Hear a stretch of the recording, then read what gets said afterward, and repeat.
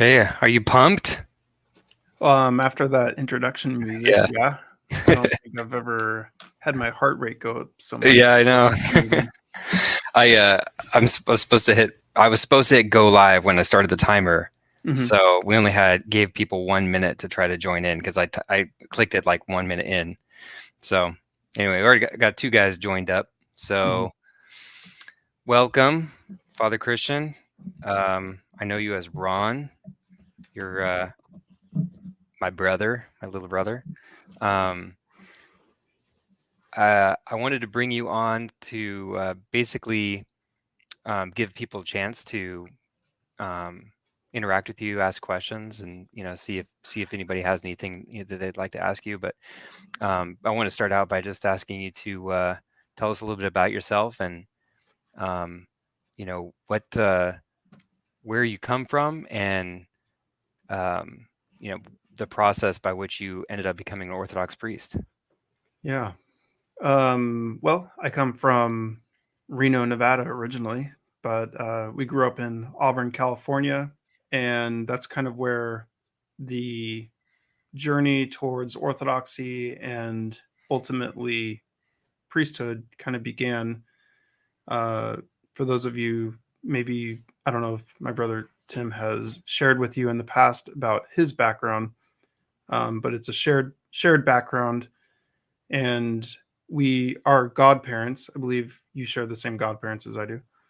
Uh, they were kind of our connection to Orthodoxy. I never understood what it was for the longest time, and it wasn't till I was in high school. I think I was in my junior year. I think it was probably maybe before that. 2002, 2003 was probably my first actual experience walking into an Orthodox church. Walked into St. Anna's Greek Orthodox Church in Roseville at Suite, I forget what, like 101 or something on, is that Douglas? Yeah, Yeah. sunrise. Sunrise Avenue. But hang on a second. Sorry, I want to Yeah. ask you. Way back, you Mhm. just jogged a memory. Mhm. Danilo invited us over for their Slava dinner once, Mhm. and that would have been in the '90s, right? You remember that? Probably, yeah. Um, Maybe. I do remember him. I guess my earliest experiences with Orthodoxy would have been Danilo, chanting some kontakion or something at, before a meal. And I Yeah, vaguely remember something like that going on. yeah, that would have Um, been probably the mid '90s, yeah, and probably. I had no idea what it was all about. Mhm. It had a Yeah. big giant icon of Elijah on the wall there. Yes. Yes. When I think of the ladder of divine ascent, that's where my mind goes. Mm, hmm. So, so yeah, that was first experiences were going there, and it like how we got there, how I ended up there. Our mom was exploring, was taking a very purposeful uh, approach to discovering what Christianity was. We'd grown up in in an evangelical Protestant non-denominational church, and there's a lot that lacks there. Uh, just I didn't know that then. Of course, I was in the middle of it, and it's just sure that was church. Uh, my mom was in a very our mom was in a different place, and she had been talking to our neighbors who were Roman Catholic. Wonderful family. So she went and she kind of explored, uh, you know, Catholicism through the catechism program at a local church in Auburn. Our Italian And neighbors. yes, yeah, Dick and Roseanne, Hmm. Chiracosta. Hmm. So that was, I think, from what I understand, of course, I'm like a high school kid. I'm not You paying were in high attention. school. Yeah, I'm not paying attention to any of this stuff. It's just kind of happening. And our At good this time, friend, I was probably at Sac State, right? yeah. And at this point, our good friend Michael Tossinson and I were talking, and I remember we were sitting by the pool, and he's like, "Yeah, I think my parents are becoming Catholic." And I said, "Dude, I think mine are too." And we didn't know what that meant. Hmm. Um, so Our mom finished doing that program at the Catholic Church, and then she was talking to our now godmother, Carmen, who's Danilo's wife, and Carmen said, "Hey, you should look into the Orthodox Church if you're trying to find out the roots of Christianity. You want to know where Christianity all began, and you want to see that in action. Find an Orthodox church." So she opened up the phone book, the yellow pages, and the first number that came up was St. Anna's, Roseville. So she started attending before I ever did, before our dad did. And she started going. By that time, when she had made that call, I had finished my junior year in high school and I had started my senior year. I was at Placer High School where Tim graduated. And most of my friends had graduated the year before me, Mike Tostenson being one of them. And I was realizing that I wanted to get out of high school earlier. So I applied to, I think it was called Maidu High School it's next to the park in Auburn, That's right. the Auburn Greens. Hmm. I got in and I started completing my senior year, making the steps to complete my senior year in one semester. And in doing that, I found out that I needed to come up with elective material on my own because they only offered so much.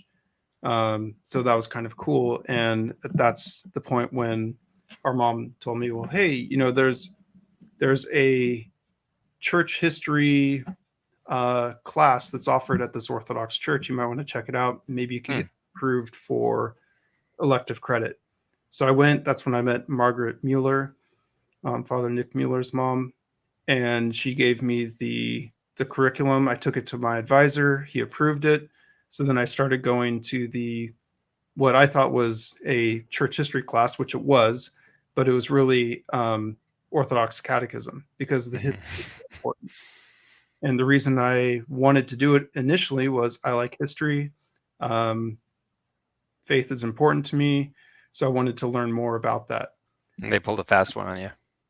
Yeah. By the time I finished that course and had gone to a handful of uncomfortable Orthodox services where I had, you know, my asthma was really bad because of the incense and all of those things that go along with that. And it was in a really tight claustrophobic space. Um, as uncomfortable as that was, I couldn't go back to Sierra Grace. All my friends were at Mhm. Sierra Grace. Everyone I knew was there. There was just something missing, even though it was far more comfortable for me. There was something that just I couldn't really name it, and so I just continued to attend services at St. Anna's from that point forward. Occasionally, I would revert back and go to Sierra Grace or go to Calvary Chapel or whatever, wherever the band was playing, because all of my friends were musicians. They were either the drummer, the bass player, the guitarist in different worship groups. And that was a big determining factor of where anyone went on any given Sunday. It was, oh, who's playing? Um, so continued going to St. Anna's, and it was just kind of at that point, a process of understanding what the draw was for me. Why was it that I felt that I needed to be there when it was obviously uncomfortable? And little by little, I started to become more comfortable with it and to become uncomfortable when I'd go back to Sierra Grace or Calvary, whatever church I happened to go to. And the Hmm. discomfort was with the inability for me to reconcile what I had learned and what I now knew to be true with what was taking place. For instance, in this class, I learned about the holy altar being, in essence, the holy of holies. And now I go back to Sierra Grace and we go into the catacombs, which was the uh, young adult worship area, and it was all painted like catacombs. It was really cool. And the whole where what is the holy of holies is now a stage. And my friend who I grew up with, and we would you know, throw rocks at birds and stuff, is now preaching on his interpretation of the scripture his opinion, which, is fine, whatever. But based on his opinion, standing on what is supposed to be the Holy of Holies, but now it's just a rock stage where we were just rocking out a few minutes earlier. So there's all these things that began to become stumbling blocks for me where I just couldn't accept it. So he was not somebody who'd gone to seminary or anything. He was, No, right? it's like the episode in The Simpsons where Homer prints his collar out on the printer and then puts it in. It says congratulations. And I actually at one of our friends' weddings, that was literally how the minister had been ordained. I was, oh, you're the minister. That's great. What seminary do you go to? Oh, I didn't go to seminary. I checked the boxes on the Episcopal Church website and printed out my ordination. It's like, oh, I wish it was that easy for me. Years and years of study and hoops to jump through. So yeah. So that was kind of the transition from, the non-denominational experience transitioning into the ancient faith. It was very much based in history and just, yeah. So like practical things like knowing what historically took place and what this church has historically always been to a modern expression of Christianity, which as I went on through seminary and studied more church history, began to see more and more that the faith that I grew up with was more a reaction to Catholicism than it was, a faith that had been based on, Christian tradition. And I can see that in many, that plays out in many, it repeats itself over and over. I see that in many different ways. So that was just the process of becoming Orthodox. I was eventually chrismated in, I want to say 2006 or 2007, Saturday of Lazarus. It's in. Oh, really? Yeah, I could probably. So that was still in the strip mall location, right? Yes. One of my books has the date in it. So I was chrismated in 2009. Yes. And so that was 2 years. Mm-hmm. And I recall I had very little knowledge of what was going on. Yeah. March 2007. Yeah. As I recall, you had come back from Scotland, I believe. Yeah. And I think it was around that time you came back from Scotland. We were talking, and you asked me, you're like, "Hey, you guys became Orthodox?" I was like, "Yeah." You're like, "Oh, okay, cool." And then the next thing I remember talking to you about, you were meeting with Father Chris with Steve Muff. The two of you had gone and met with them and were talking and stuff. And then it wasn't, however much longer after that you guys were received into the church. Yeah. It was like, I told the story before. I don't need to necessarily tell it completely again, but basically I was, at Sac State with Leslie, and I was like, oh, I want to go to church where my family's going. Right. And so I started going to St. Anna's, and I was not taking it seriously. It was not a serious thing to me. It was like, oh, this is just a church to go to. To me, it was not a big deal. Until a friend of mine told me, you need to look into what the Orthodox believe, because they believe some like really weird stuff. And I was like, oh, really? So I started looking into it, and then I'm like, oh. Then I started to take it seriously and started to study it, and I'm like, oh yeah, I'm here for this. So they were trying to warn you, and yeah, exactly.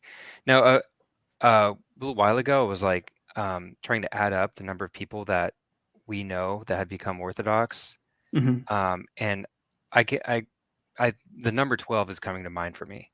But this is just people that independently, or people that we know maybe through our mom's influence or others, Like the total number of people that I know that became Orthodox that I knew before they were Orthodox is like 12 people.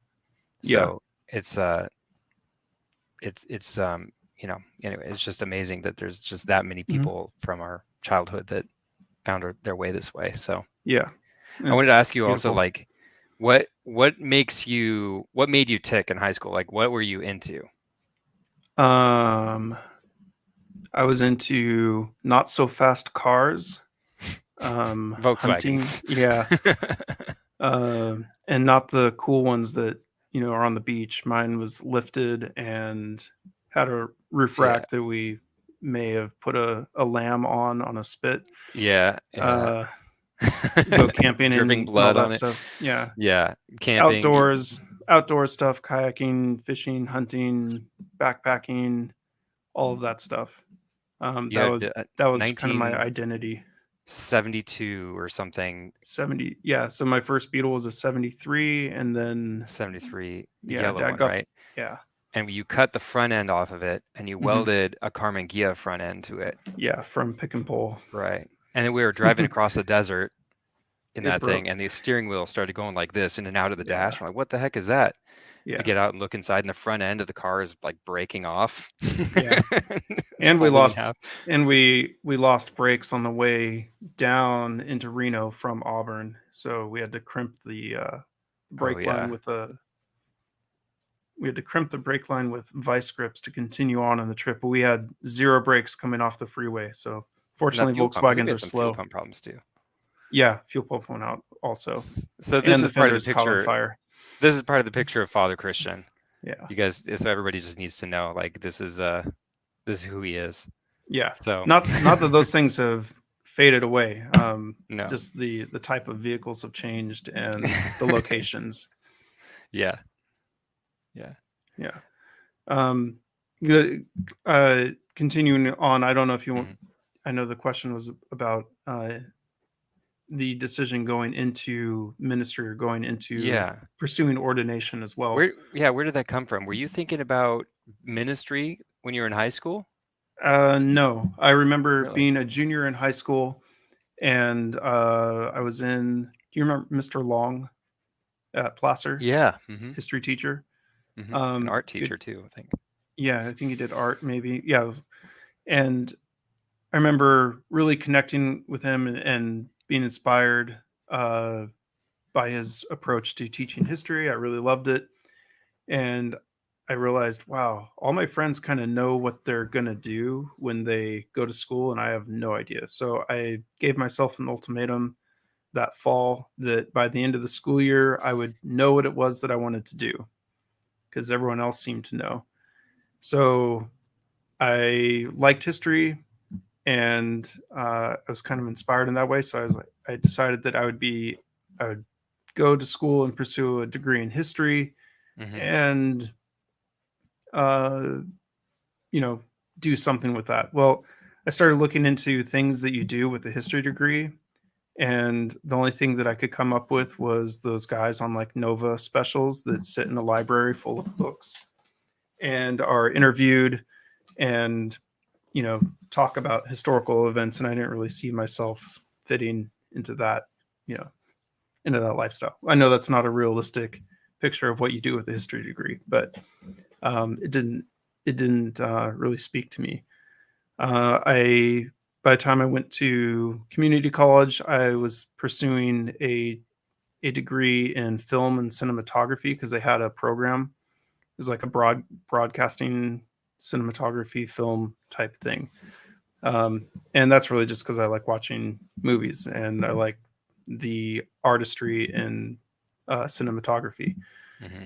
Again, looking at it, talking to people, realizing, do I really want to be the hippie film festival guy, or do I want to go to LA and be, um, the Hollywood guy? And neither of those Hmm. were very appealing. So in the end, I had no idea what I wanted to do. Um, and by that time, I was going full in on the Orthodox experience. I had been uh, in the church for a couple of years, been experiencing it, developing a relationship with Father Chris, and our god sister Andrea invited me to go to the um, Orthodox Christian Fellowship college conference at St. Nicholas Ranch, and I decided I'd go to that. I went. It was a lot of fun. Met a lot of people, and Father John Mafuz. I don't know if anybody knows him. He's a Antiochian priest, and I think he's in Salt Lake City somewhere, or somewhere in Utah now. He was the seminarian from Holy Cross who was representing the school and promoting it, and he had flyers and pamphlets and things for the school of theology. And Andrea was there with me, and we were looking at the different booths, and she's like, "Oh, you should consider this." I was like, "Oh, okay." And I picked up some of the flyers and I was looking at it, and I was like, "Oh, it's in Boston." And she explained how it's close to the school because she was a student at Boston College or Boston University, sorry, doing physical therapy. So came back. I talked to John Mafuz about it, just about the school, and got some information. And then when I got back, Father Chris asked me how the conference was, and I was telling him about it. And then I asked if I could meet with him to talk about the school because I didn't really know anything about it other than what was on the material on the flyers. So we met, and um, he explained how the school works, what it is, what people do there, what kind of degrees people can pursue. Because I was still in undergrad at the time. By that time I had completed 2 years At Sierra at Sierra, College. yeah, Yeah. Sierra College.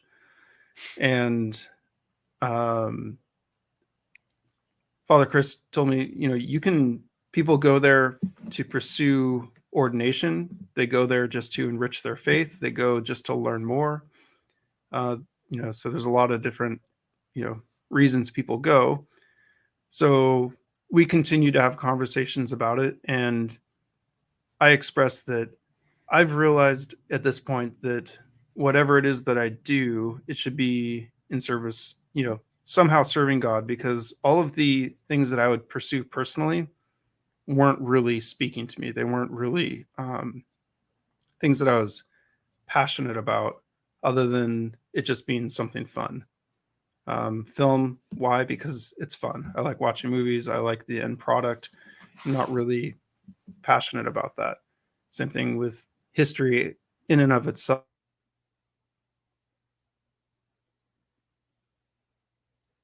Okay. You are frozen on my end. Hey, people in the chat, can you hear Father Christian?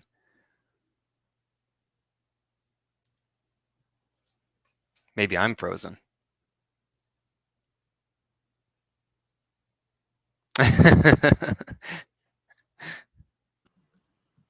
Are you there? Yeah, I'm here. Okay. It all like blacked out for a Oh, minute. okay. It sounds like you were the one that dropped out and everybody could Must hear be. me. And Okay. now your quality has dropped down a bit, so you must have had a Let interruption in your me internet. I am on. Okay, thanks guys. Okay. I could Hey, there Charis. is Can you hear me? Yeah, I'm good. Yeah, I Okay. can hear you. There is an alternative Wi-Fi connection that I can go to that would actually be faster if we want to try it. Whatever's best is probably best. Um, Let me see if I can do it. If we're okay with the possible interruption. Yeah. Okay, let's try this. Anybody got any questions for Father Christian while he's dealing with his internet?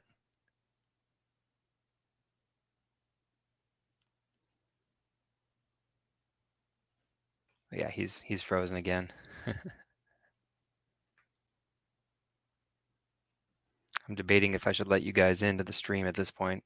I want him to finish his story. So let's give him about 5-10 minutes. Favorite saint. Okay, there you go. Favorite saint.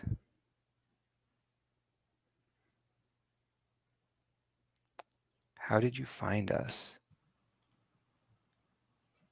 Is that Okay. question for me, Chad, or is that for Father Christian? Haris says, Evloite. Blessings. Chad, Okay. I'm sorry, Upcycle Club, that's Haris. He's from Cyprus. Wonderful. Greetings. Okay, Chad is asking, how did you find us? And I'm assuming he's referring to this little corner is what we call it. And the truth is that I dragged Father Christian in here, so he doesn't know much about us. Yeah, the Father Christian, you know about Jordan Peterson and Yes. Jonathan Pajot, and you've kind of, Mhm. I believe you've to some degree followed I those guys. believe I met Jonathan when I was in seminary because he friended me on Facebook like around that time, and uh, I remember being like, I remember having met him at like some sort of conference or something, and I don't know if it was at the school or maybe like at the Boston Metropolis camp or something. Hmm. Um, but I can't say that I have any ever had any meaningful conversation because I don't really recall. Hmm. So I'm sorry, Garrett, you in your story you were considering going to Holy Cross or Hellenic College, and you were reviewing some of the materials, Mhm. and you decided that you needed to do something in some capacity to serve God. And I do remember at the time that for the longest time you were non-committal about the idea of actually becoming ordained. Yeah, yeah. Because I asked Father Chris how like at what point did you realize that you wanted to be a priest, and he said, it was never like it was never like uh I know that I need to become this and that's where I'm going and so on. It was more of an openness. And that really resonated with me because I had an openness to the idea. Said, okay, if that's, what I'm called to do, then that's what I'll do. I'm open to that. But I couldn't ever connect with the friends that I have who knew ever since they could walk that that's what they wanted to do and that's what they were going to be. Mm, Um, I didn't have that kind of experience. For a long time when I was at the school, I thought that I would be going my like the avenue for me for ministry would be missions, and I think that's because of my um, you know my love for being in the outdoors and adventure and the unknown and things breaking down and maybe not knowing how we're going to get make it back and that kind of thing. Because I went to while I was in the school, I went on two mission trips. One to Albania with Father Luke Veronis, uh, and then another to Kenya with Father Martin Ritzy. And the level of like adventure and excitement and unknown was like, hey, this is my comfort zone. This is great. So that's kind of where I thought that I would end up, and it could have been something that I could have pursued, but my approach to life has become this sort of trying my best at all times to be open to whatever doors God opens to me. So to be mm, okay with whatever the next thing is that God presents and just going in that direction. mm, Uh, and I'm not sure where that comes from. I don't know where I get that, but that's kind of my approach. So my desire, if I were to have followed my desire or my personal will, it would have been okay. I want to go to Kenya. I want to be there. Or at the time when I was graduating, my thought was Guatemala because there's a huge mission going on in Guatemala. And, mm, I have a lot of friends who ended up there as missionaries. And I was like, I can do that.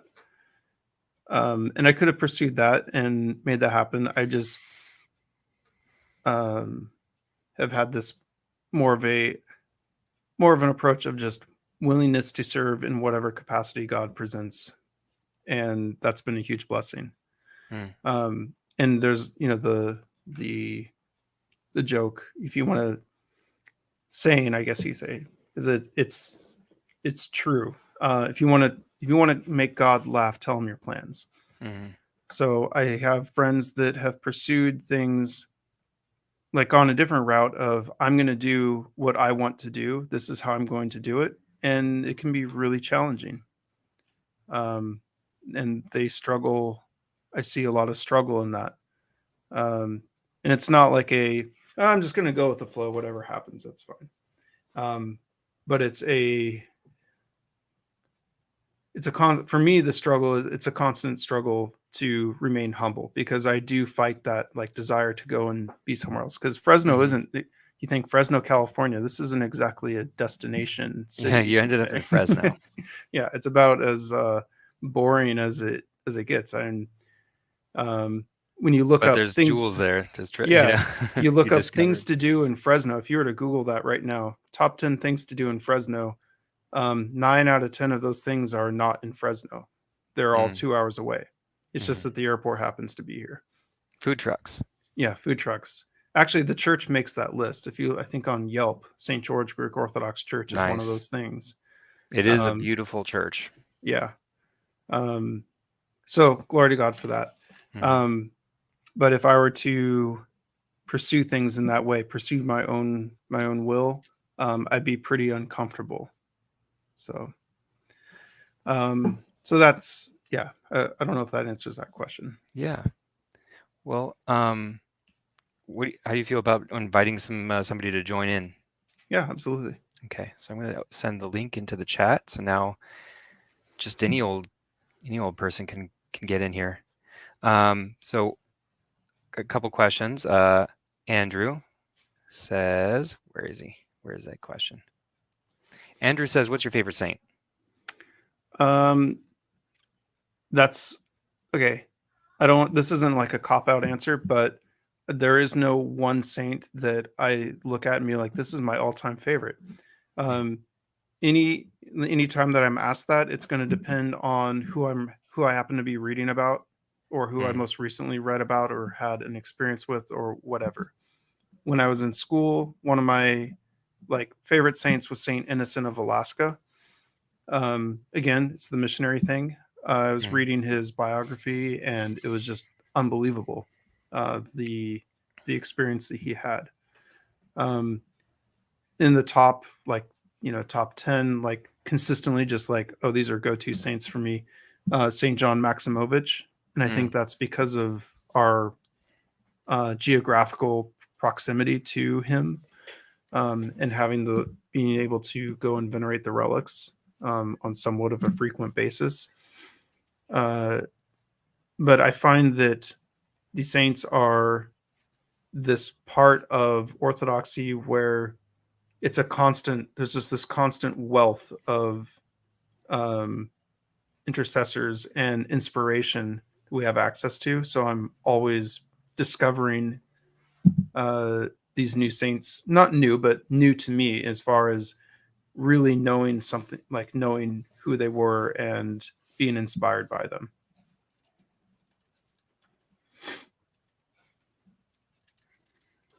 Um, Chad, a couple of good questions here. How was your how different was your experience in the field from your experience in school? In other words, were there things that school didn't prepare you for? Yeah. And that's it should be expected, I would imagine, in any field. If you were to ask Tim, what was your experience in school versus the field when it comes to engineering, right? Yeah. They say the map is not the territory, right? Mm, We get all kinds of training in the school, and it's great.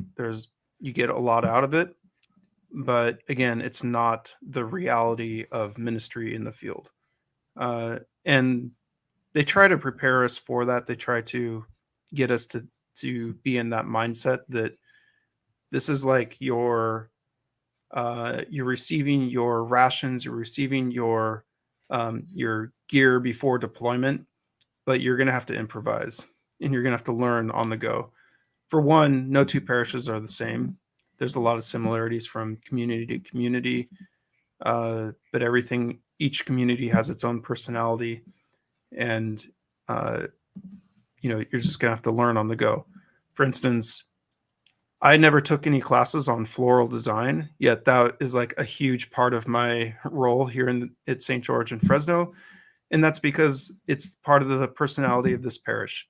There's a number of florists that are in this community. Father Jim Pappas, who's the prost domino, his undergraduate degree was in like interior design and floral botany or something like that.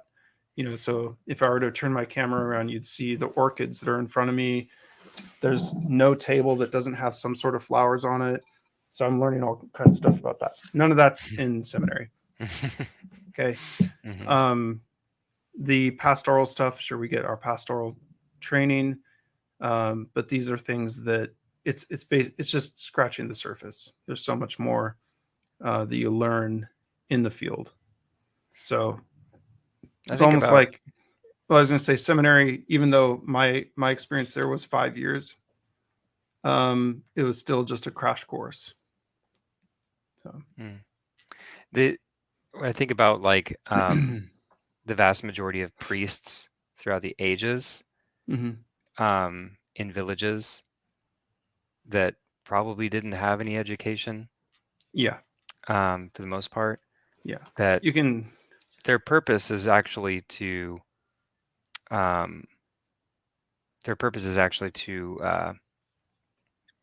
perform the sacraments. Yes. Right. Yeah. Yeah.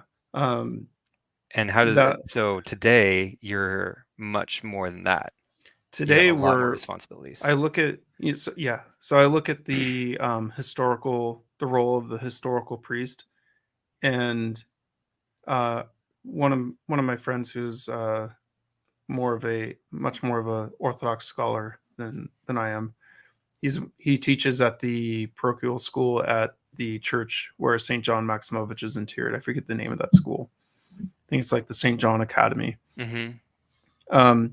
He explained the ordained ministry of the priesthood as he equated it to like deputies. Okay, we are deputized by our hierarch to perform certain tasks. And that's what the Andamitzion is. On the altar is that signature of this altar has been deputized. Like anyone can serve on this. Like those who have been deputized may serve on this altar in my absence. That's basically what it is. But then you look at it, what it is today, because at that historical setting, the hierarch is doing all of the administrative and shepherding on a large scale kind of roles, and the parish priest is in a position to do the sacraments in his absence. That's not really the case nowadays. It's like we're doing all the same. We're doing all that stuff also. Administrative stuff within the context of the community. And we've been given that blessing and that responsibility to do so. Yeah. Welcome, Andrew. How's it going, man? Good. So Father Christian, Andrew is he was just 2 weeks ago chrismated, I believe. In Congratulations. The Coptic Orthodox Church. Yep. Very cool. Yeah. So he's down in LA going to school. Looks like you're in your dorm room. Yep. So welcome. Did you have any questions, Andrew? No, nothing really. It's all right. Heck, I need to put you on the spot. Yeah. Did you have any like problems when you first got into the Orthodox Church? Like, I know when I first walked in there, I just chanced upon that line of St. Paul saying like, call nobody your father or whatever, and I had to ask about that. Did you have any other like issues about that? So hang-ups, like things that were difficult pills to swallow when it came to, oh, this is weird, why do they do this? Yeah. For me, incense was tough, even though I like to burn things. I'm like a pyro. I have pretty severe asthma, so we go into like this little tiny office suite, and there's just incense smoke all over, which I was like, oh, cool, fire. But the smoke, like, I don't know how my lungs have somehow acclimated to that, and it doesn't bother me. But it was like that was really difficult. But it wasn't really like as far as theological things. Um, I think I'm kind of an oddity. Maybe I'm an oddity. Like nothing has ever been a why do we do that? Or like a uh, like in investigating. Well, why is it that we venerate the icons? Why does the church do that? I don't like that. I came from the evangelical background, and these are red flags for me. Well, they were, but I didn't know why they were. And when I started to look at the history, I found out why I felt that way about them. And again, that's where I go to the idea of that my expression of faith prior to Orthodoxy was very much based on reactions to Catholicism, which was a faith that I really didn't even understand, other than I'd been taught my whole life in the Protestant school that I went to that if it's Catholic or resembles Catholicism, it's bad. Mm. But I didn't know why. So If I may interrupt, Chad's got to go, so he wanted to get his question in before he has to go to his meeting. He says, in light of the coming unknown, how much responsibility to unite does the church have to unite? And how do we, in light of our differences? And is that in reference to the Catholic Church and the Orthodox Church, East and West? Or is that divisions within the Orthodox Church? Given what I know about Chad, I think he's probably referring to the church in general, because he's not in the church. I don't think he's formally all of us, he says, all of us. Yeah. Well, yeah, I would think say basically unity in general. Yeah. Well, of course, how we have great responsibility, and that falls on me. It falls on everyone. Like we all have this responsibility to unite. And the question of how, well, it comes down to humility. Okay. Tim, you got me a book a while back by Jocko Willink. Is that how you pronounce his last name? Yeah, Willink. And Chad says he's Lutheran. I didn't know that. Okay. Very cool. Very liturgical church. That's good. So in his book, I think it was the leadership training and tactics, something like that. There's a concept of extreme ownership. What part in the problem, in any problem, what part do I play? Okay. So in the part of in the problem of disunity among Christian denominations, what part do I play in that? If I can't recognize that, then there is no possibility for resolution. And that goes for all of humanity, right?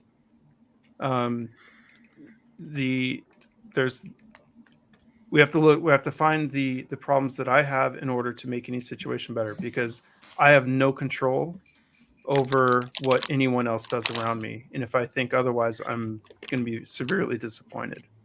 So the Mormons across the street, for example, hypothetically, in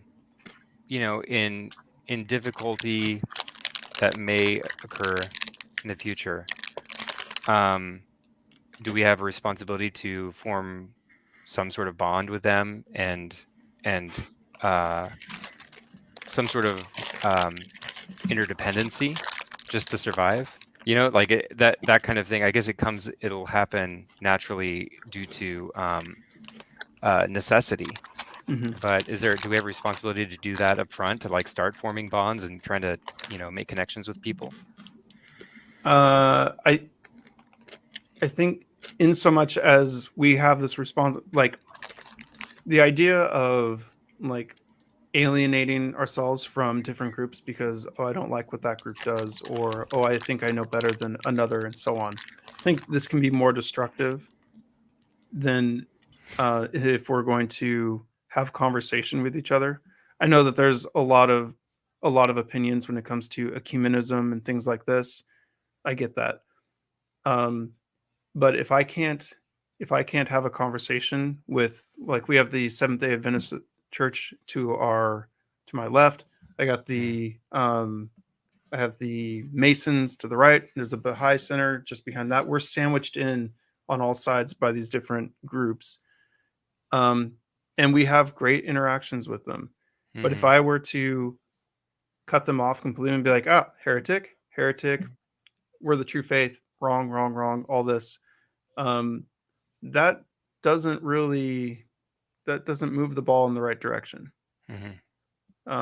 It's a great way to create a faith that is not going to grow, right? It might be the one true faith, but it's not going to grow because there's no opportunity for witnessing.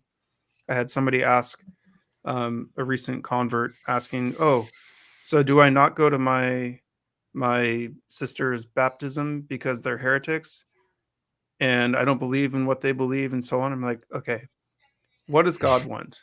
God wants all of us to draw closer to him. That's his goal, right? What is the will of God? Well, that's the will of God, that we all draw closer to him.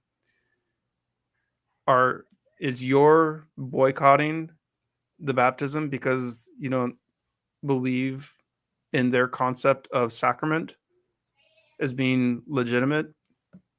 Is that boycott going to bring them closer to God, help them draw closer, or is it going to drive a wedge? Okay. We asked the question, what would Jesus do? Well, what would the devil want us to do? Well, the devil is the great divider. He wants division. So, Okay. yeah. Andrew, do you know Jack Pitts? No, afraid not. Okay. Does anybody in the chat know Jack Pitts? Um, He can't Thank be too you. bad. He went to Chino. That's what he says. Sorry, Jack. I have to keep you waiting until I get some sort of confirmation because Chad knows me, but he just left. Oh, too bad for you. He could have vouched for you. We have an issue where people spoof to get in, and then they show like porn, basically. So sorry, dude. Oh, Chad says he knows you. You're in. Thanks, Chad. Much love to you, man.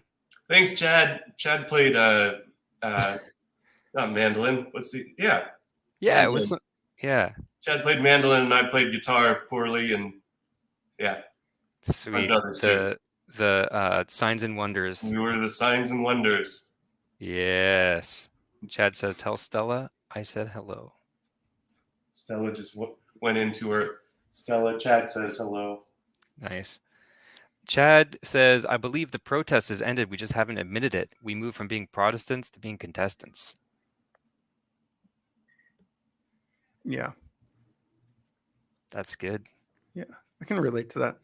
That's good stuff. Yeah. Thinking of Wheel of Fortune right now. Yeah. Contestants. Yeah, like back in the day, I remember hearing stuff like people wouldn't vote for Kennedy because he was Catholic. They're like, what if the Pope tells them to do something, But these days, nobody's making a fuss because Biden's Catholic or anything, So I remember when I was really little in my big Baptist church, old school, downtown courthouse-shaped Baptist church. One of those old church ladies, kind of high society church ladies, said, used to be you had to worry about someone being Catholic, but now you got to worry about people being Mormon. Or Orthodox. Yeah. Well, I don't think she had ever heard of that. Yep. But no, yeah.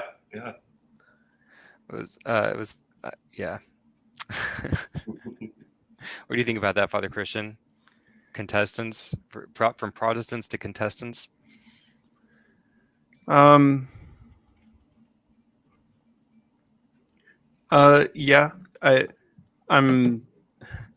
I'm just thinking about experiences that I've had, and it's almost like having to. There's like this need to prove at all times that it is the true. Like the true faith, I guess. I don't know, because so many Protestant churches are their own standalone church, not connected by any kind of, like what we as Orthodox have, the apostolic succession and holy tradition, all these things that are that unify, back through the centuries or unify laterally to other churches. And I'm thinking back when I was Protestant growing up, the unifying thing was that if they don't use the NIV study Bible or the NIV Bible with the red text, then be wary.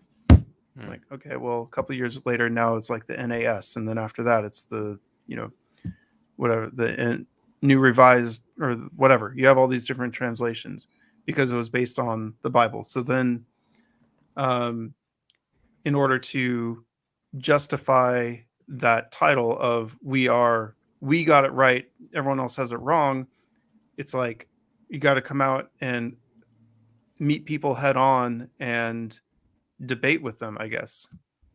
And I'm thinking of a few individuals that are nice. They're nice people.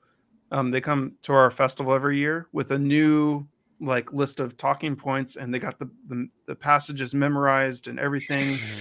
And they're like, all right, I'm ready for a debate. And I'm like, I got 20,000 people here who are hungry. I don't not really prepared to debate.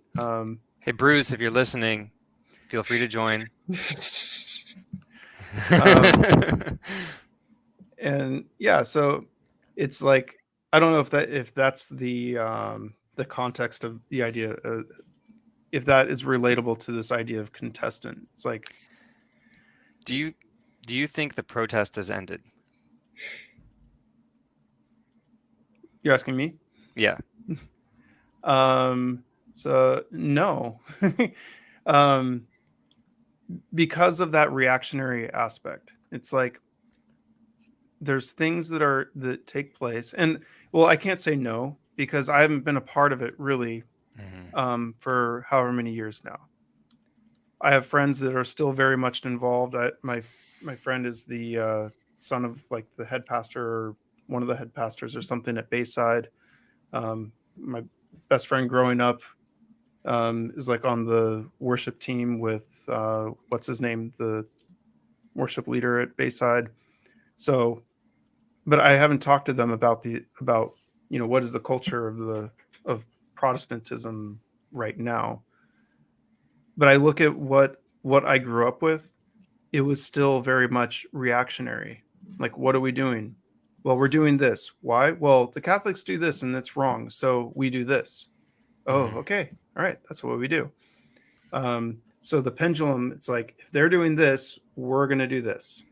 That sounds like protest to me. It sounds like it may not be an act like a explicit protest, but it's implying it certainly. And implicit communication is easily as significant sometimes, maybe more sometimes, as what is explicitly said. And when this goes back to that idea of humility. We all have this requirement from God to have humility and to unite as the body of Christ. Why is it? And I'm not saying that, us as Orthodox, that we got it all figured out and that we have perfect humility. You can look at all the different various schisms and everything that take place and church politics that I don't really follow. So, but those are all examples of lack of humility. When I think of protest, I think of, we think of like a political protest. It's like you have a moral indignation about something that's happening in the powers that be. I protest. Right. Yeah, protest. Idiocracy. I guess the protest, it means that there's somebody in authority over you that you're protesting against. I mean, you don't protest against your peer, really. I'm thinking of political protest. You're protesting against some sort of thing that's happening you're protesting to the government, or you're trying to get the authorities to listen in. And when I think of contestant, it's like more like what you're describing, where it's like an opposition because, oh, well, they do that, so we're going to do the opposite. So I'm kind of that's kind of how I'm interpreting what Chad's saying, that Mhm. yeah, the protest is over because it's like not necessarily a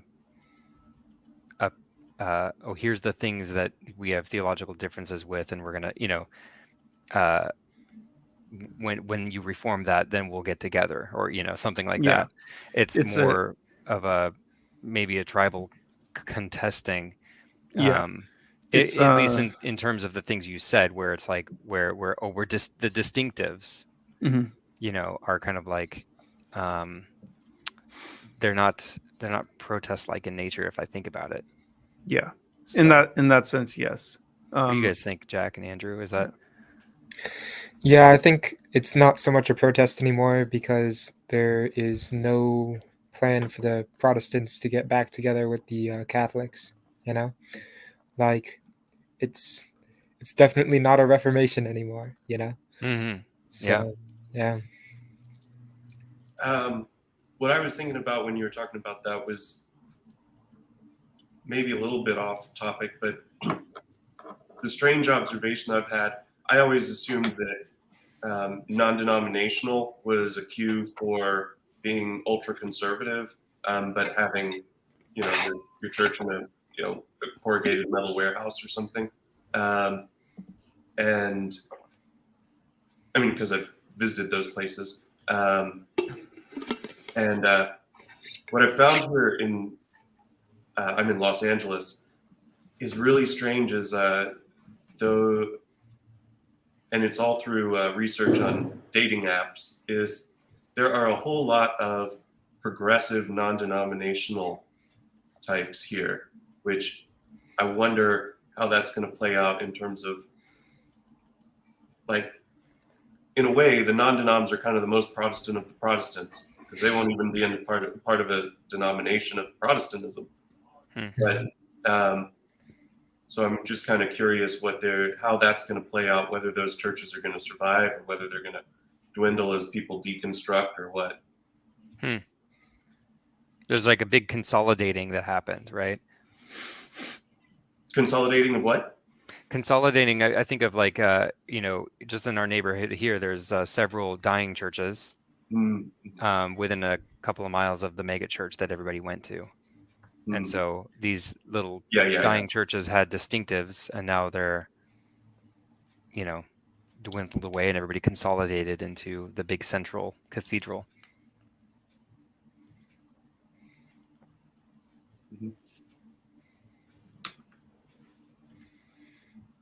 Yeah, which is kind of funny because then it becomes the thing that you the thing that you hate. It's like we become what we hate. How so? Yeah. Being like one of the draws to like the small churches. So I don't know if any of your friends, Tim, growing up, have become like started their own churches, but that was like a thing where I had friends that would start, start their own church. Church Why? planting. Yeah. Well, not even that. It's like start my own church because I don't like the traditional things that are going on at this church, and it's too religious, right? And it's like there's too much conformity, I guess, and things like that. But when you get into a huge cathedral setting, it's we're all doing it one way. This is how we do it, and so on. I guess the difference with the mega church, Bayside, I talked to the pastor's son who I was friends with, and I asked him, what is it like? What is the model for the church? And he said that we reinvent our image and our like the image in our marketing. Essentially, we reinvent the image like on a 2-year basis so that it's always new. So it's kind of like you time it with the release of the next iPhone. When the next iPhone's releasing, you better have a new image. Well, why does iPhone do it? Well, to keep people engaged, right? Keep people on like wanting more, because, and it's the same thing with cars and so on. Well, it's the new model. If the church is reinventing it, it's always new, it's always exciting, and so on. Anyway, now I've lost even why I was mentioning that in the first place. So that's like tangent time. But The Protestant's a funny word though, because it, even from the beginning, I think, but I don't know. I mean, I don't know church history very well, but my understanding is that the word Protestant referred to princes who were protesting the excommunication of certain bishops. And so it wasn't like Martin Luther himself, if this is right, Martin Luther himself was not a Protestant, in that he wasn't one of those political authorities who was protesting the treatment of religious authorities. So I wonder, I mean, this is all washed out now, and Yeah. it's true, it's forgotten. At what point did the Protestant come to be a term that applies to all of the Protestants? yeah, I did see a comment in the chat. The question that is, what was it, Tim? Or non-denomination. This one? Yes. Aren't non-denominationals growing? I think non are the biggest in Los Angeles.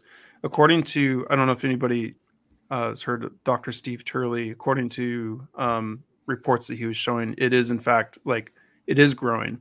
But at the same time, so is the Catholic Church, so is Orthodoxy, and so on. So it's not applying just to one expression of Christianity. It's more traditional Christianity is growing, and there's like a traditional revival, I guess. And there's a lot of theories and reasons why that might be. One of them being the more apparent evil becomes in the world, the more people resort to finding the antidote to evil, right? They seek out that which is opposed to evil, and that results in people searching for traditional theology and expressions of faith. Well, and it even comes about a little bit through just people talk about re-enchantment as if like it's something that we need to do, but I think that's just gonna happen or has happened. And for me, I remember kind of, certainly the fear, seeing things that are really disturbing. As I'm now a catechumen in the Orthodox Church, and seeing the rough stuff was part of that, but also before that, I started seeing, thinking, oh, okay, well, I think maybe angels are real, and it's not too far down the road that you start to think, well, if they're real, the nasty stuff might be real too. And then, okay, well, maybe the place I'm at isn't really going to be offering a whole lot of help with that. Hey, I got to run. It was nice thanks talking to you. Nice Thanks to for meet you. joining back. I won't give you a hard time next time. All right, sounds good. All right, see ya. Thank you. Heidi's had a question. He says, how often should Christian Orthodox believers read passages from the Philokalia of the Holy Neptic Fathers? I'm thinking of my Old Testament professor at the seminary, Father Eugene Pentiuk, and he would, jokingly talk about those who sleep with the Philokalia under their pillow, and that's like their thing. They just never leave it. They always have it. But the Philokalia. How often? That's not for me to determine. That's something that it's, you work that out with your spiritual father, your spiritual your father confessor, whatever it be. Because some people, like the question, how often should we? Well, um, that brings up maybe a concept of, well, it's a requirement. We have to. Um, that's not a requirement. I've never told someone, oh, so you're Orthodox. Where's your copy of the Philokalia?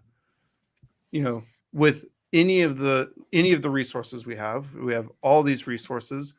Is it good to read them? Yes, it's good. Is it absolutely necessary? We want to be careful. I remember growing up, again, non-denominational. There was this constant idea of where we'd talk about what is necessary for salvation, and it was always referring to Scripture, because our Orthodox compilation of the Scriptures has books that the NIV does not have, and the argument that I would be approached with the guys from Food Festival is, well, why do you have them? They're not necessary for salvation. Like, I don't know. I don't know if they're necessary for What's the salvation. bare minimum Yeah. books required for Yes. salvation? What is the bare minimum that I need to do to get into the kingdom of heaven? Okay, so if we think, I there and I don't want to spend, come off as someone who knocks evangelical Christianity. That's not you. No.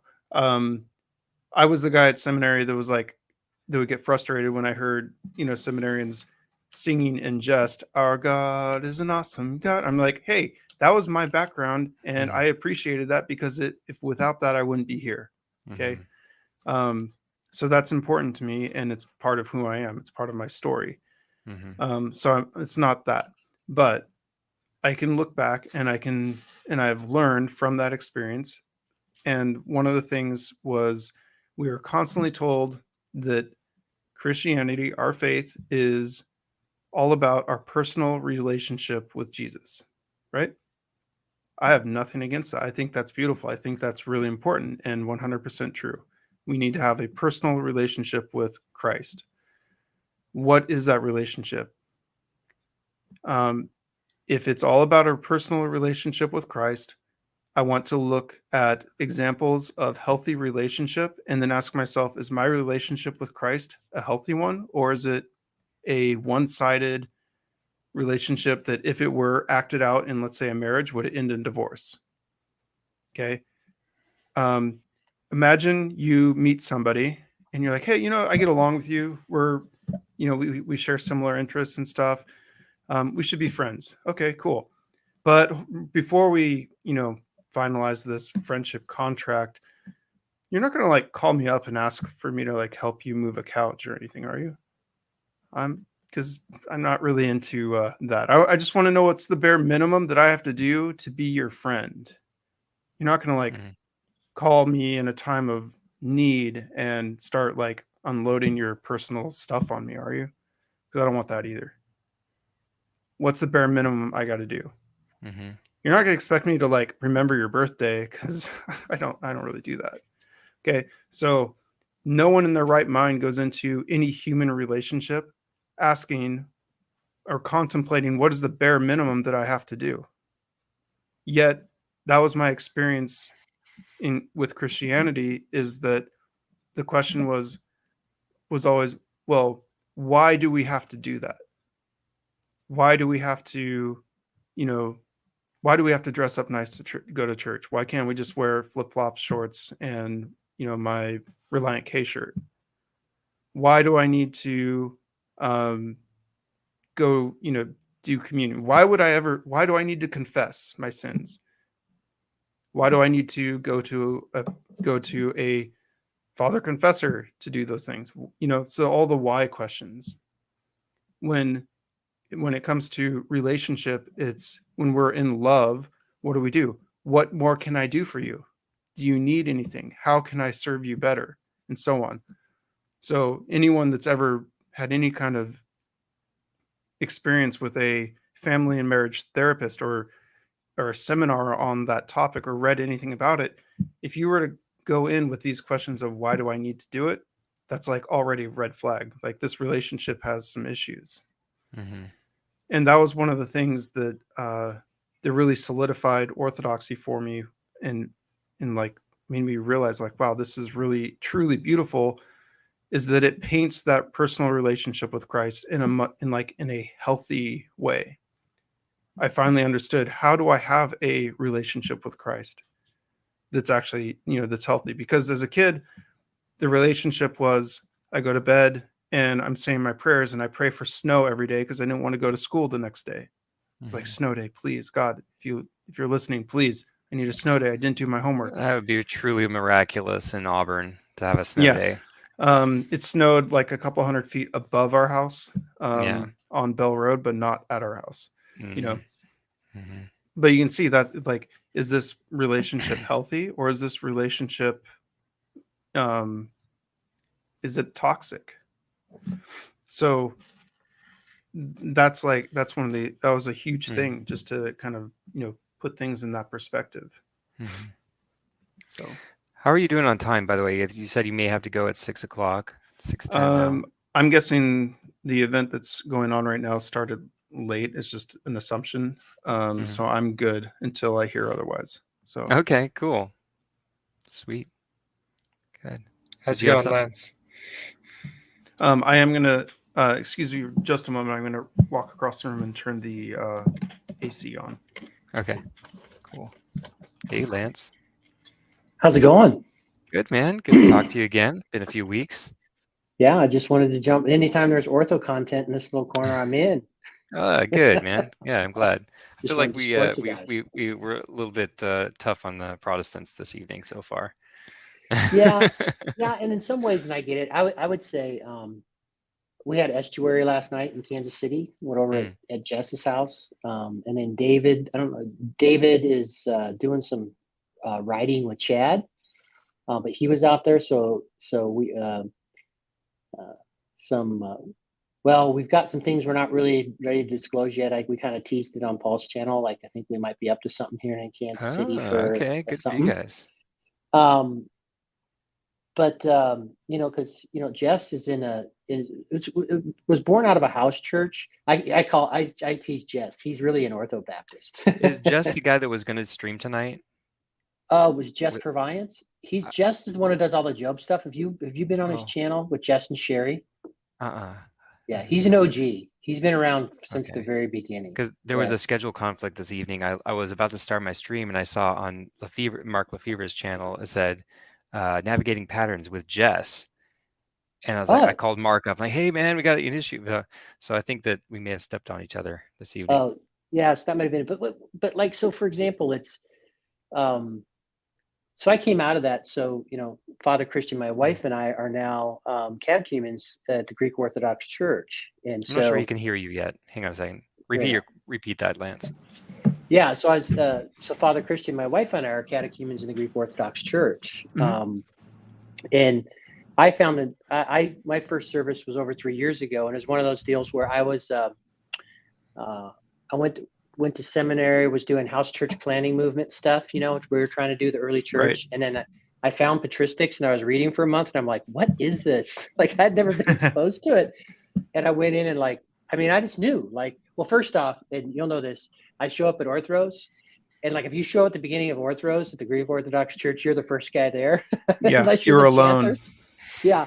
But it was awesome. And I literally knew within 20 minutes, I was home. And there was all this stuff that was going off in me. Like, my house is a house of prayer. Like I said, this is biblical. And what I meant was this stuff was just, kind of coming alive to me. And I had all this stuff coming in. So my wife, and she just shared it with my stepson, kind of her story, my son, she wasn't as excited or enthusiastic because it was a big change. So, but what's been exciting about kind of her journey is now we're 3 years in, and she was the one I really wanted to wait, because I wanted to come in together. That was really important to me, to come into the church together.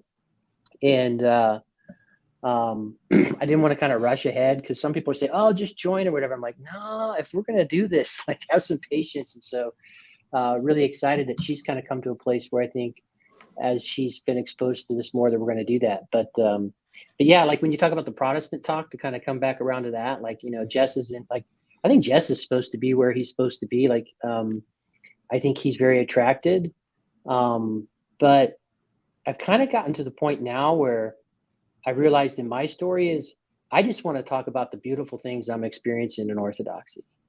Like I find the whole this or that or whatever, like I'm not going to change anybody's mind, and it's not really important, right? And so what I found has been really with my friends, and I'm very careful about, like, I just don't want to trounce in, because there are certain things that way we talk where I'd want to say, oh, I see this differently, or do you want it, like, it's like I find myself, and this is hard for me being an extrovert, kind of who I am, to not jump in all the time. But in my personal relationships, and what I found that's worked best for me is like sharing these beautiful things I'm uncovering. Yeah. You know, and, you know, for me, the Jesus prayer is literally changed my life. I mean, it literally, that the spirit is willing with the flesh is weak, like that practice along with the other liturgical prayers and the prayer rules, like it's just really, it's just changed it's changed me, you know. And those are like, that's practical. Yeah. Like it's practical. And so, yeah, so where I've kind of come full circle, and I'm a lawyer. I've also, I left a legal career to go to seminary, but I'm an arguer. My mom said I came out of the womb arguing. So it's very natural for me. And as long as I, like, you know, with Jacob, if you know, you want to get in a good midrash, I enjoy that, like back and forth, but that's kind of what we're set to do. But I've just come more and more to believe that I just need to share my story and what I love about it and what's beautiful about it. And, you know, because I love, and I'm still the nerd who still goes to Orthodox because I like it, because that's where all the variable stuff comes in each week. Yeah. Like if you read the services, and that's what I found was, like, I was talking to my priest last night, which is, and I tell people what you should do is read the services, go to the services, follow the lectionary if you can, but just pay attention and then do the things is what I say. What are doing the things? Prayer roll, fasting, and, you know, the almsgiving, that kind of those simple, but just do the things. And like I read all the extra stuff, but the best stuff that I do is actually participating in the liturgies and the services of the church. Yeah. I remember when I was chrismated, Father Chris said, because, you know, now I'm in, right? And Father Chris is like, okay, well, now begins a process of acculturalization. And I didn't know what he meant by that. My first thought was like, what do you mean, like become Greek or something? I really didn't know what he meant. But I see now what he's referring to is that it's like, okay, you're here, but, you know, this is going to take some time for you to absorb. And I think it was a good word, because he wasn't saying like, oh, now it's your time to, you know, study and really get your knowledge straight. He was saying you're going to acculturalize, or absorb and become Orthodox, become more of what you're supposed to be. So yeah. And I've read of it where I've really nerded out, though, is I've really nerded out on really like just reading about, you know, the fathers and stuff on the Divine Liturgy or on the Psalms, or that, like that kind of stuff, like, which is where we live. Like that's where I've spent most of my time. Like, and I want to get it, but I don't own the Philokalia, so I don't own that yet. I would love to, but I have a number of other books, like, but just, you know, as Father's Amendments for the Life of the World, it's just so good. I mean, like I've reread and reread that thing because there's so much in there, you know? Yeah. But for how I've really tried to learn, and I just really feel like the best way to learn Orthodoxy is pay attention to the Orthros or Matins every day if you can. It's on Aegis or whatever, you can read it. But if you follow along, and if you follow along the cycles, the daily, the weekly, the monthly, like if you just pay attention, and then there'll be weird, wild stuff that'll come out. Like you'll be sitting there and all of a sudden there'll be some Troparian or Kentuckian, and you'll mention a dragon. Like they'll talk, a dragon will pop up and you're like, what? We're talking about dragons today? You know, like it's like wild. Like, and the way they refer to Christ in all these weird ways, like the Orient to the East, and like that, and just, you know, all the wild ways that you start getting these pictures there. Like it's really, it's amazing. Yeah. I like what you shared, Lance, about focusing on those beautiful things that are in the faith. I think that's important. I know that one of the struggles for me coming into Orthodoxy was I was so excited. There was so much that was new to me. It's all the things you're mentioning, but my circle of friends, my family, no one else had any idea, and I'm trying to express this to them, and it's just they don't get it. Okay, and that was a huge struggle because then I just started to sound like a nut. You know, I'm like, have you guys heard about like incorrupt saints? Yeah. And they're like, okay, Yeah. there's something wrong with you. Ron's like become like a cultist, some kind of cultist or something. And so I look back at it now and I think hindsight's 2020. Like, what would I have done differently? Well, just take it all in and enjoy that and be okay with the fact that others aren't going to get it. Mm-hmm. But so you're talking about debate. So you're a lawyer, or you worked as a lawyer. I ask people, how many people, or I tell people, when I ask myself, how many people have I debated into submission? Right. 0. I've never debated somebody into submission. How many people? And then I'll ask them, how many people have you debated into submission in any topic? Does anyone ever say, wow, you know what? You're right. I was totally wrong. Wow. Okay. All right. Here's my concession. You win. I'm going to do whatever it is that you were trying to get me to do, or I'm changing my way of thinking because of this. Mm-hmm. That doesn't really happen. And for me, like, it doesn't, like, was never debated into submission, probably because of my own ego. Like, I couldn't ever accept defeat. Mm-hmm. But what is it that actually results in people coming, walking in the doors to come and see, right? Come and see. Yep. It's the result of someone experiencing Christ in their presence, right? They experience someone who has been changed by the process. They experience someone who's been changed, by the Jesus prayer or by the liturgical services. Like, wow, there's something different about Lance. Like, I want what he's having, right? Mm-hmm. And there was a girl that converted, and that was her experience. She, through in a work environment, one of her coworkers was had become Orthodox, and she noticed that there was a change in him, and she's like, I don't know what he's having, but I want it. Mm-hmm. Okay. And it, and I think of this, there's an interaction that Christian missionaries had with Gandhi, years ago. So Gandhi's like this big deal. Everybody, everybody's talking to him, wants to hear what he has to say and everything. And he was interviewed, and one of the interview questions was like, okay, so these are the things you're preaching. It's like peace in the world, love, all these things. These are all great. And they fall in line with Christianity. So many of them do, right? Mm-hmm. Not, obviously there's these, theological differences, of course, but so many of the things that you are preaching fall in line. So why is it that you have not become a Christian? What is is there something about Christianity that you disagree with? And he said, I would have become a Christian a long time ago if I had ever met one. Mm-hmm. Because he wasn't experiencing Christ. He was experiencing, we're right, you're wrong. This is why we're right and why you're wrong, and you better submit or burn in, the fire. That doesn't result in the desired outcome. So anyway, so thank you for sharing. Yeah. Your experience. And that's, it's the same thing in in AA. They say it's a program of attraction rather than promotion.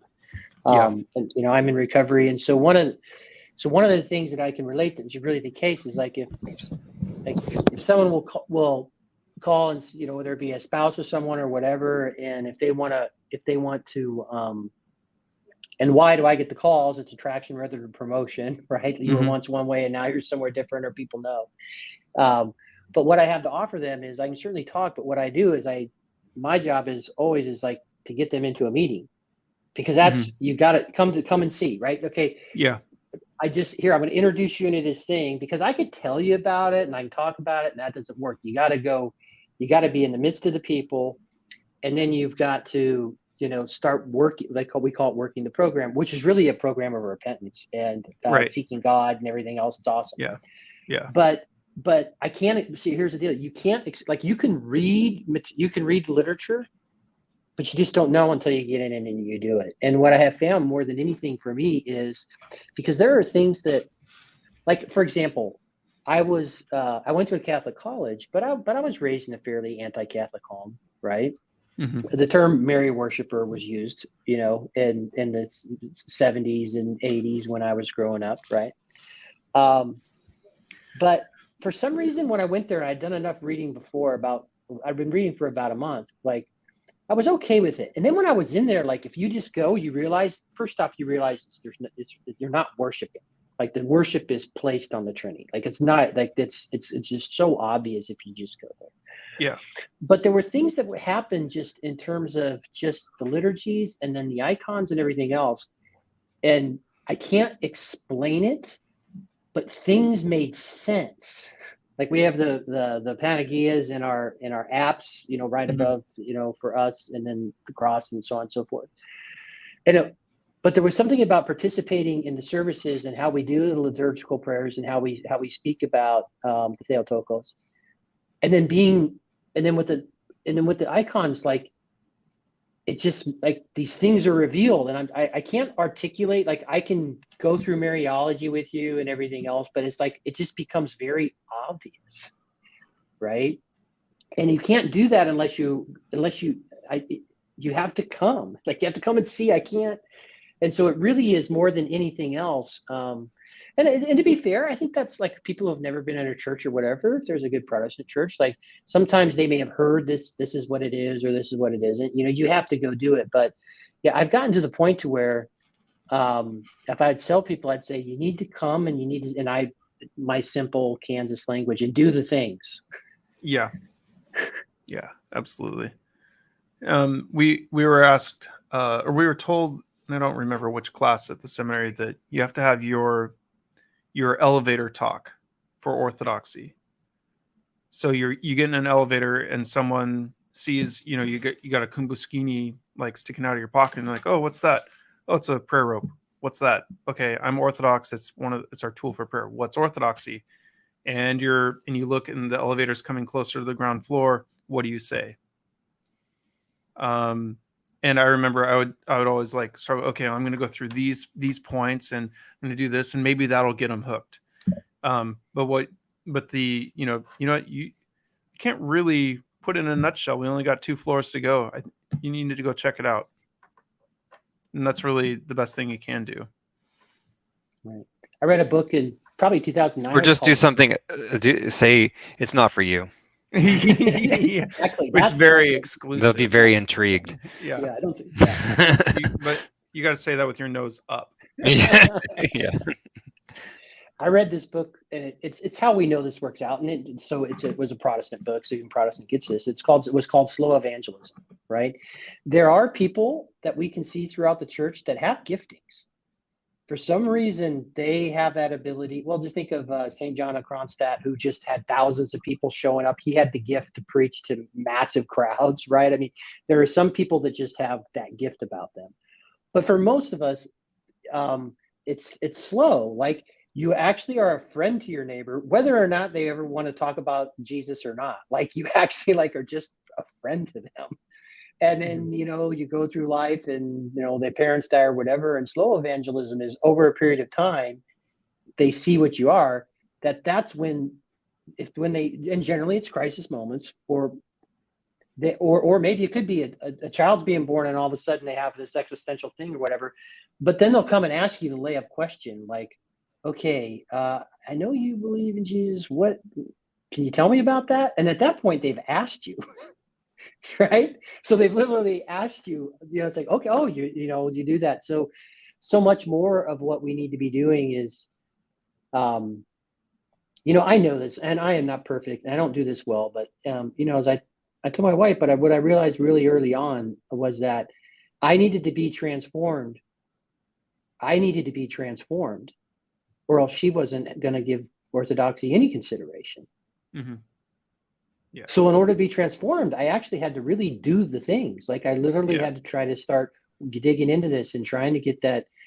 I'm not perfect at it, but there are times when I really do kind of keep the hourly prayers pretty well. I can go to my conference room at work or whatever. And when I do that, here's the thing, like when I do that, and when I get like a half hour good Jesus prayer time, and I get that an extended period of time, I'm a different person. Mm-hmm.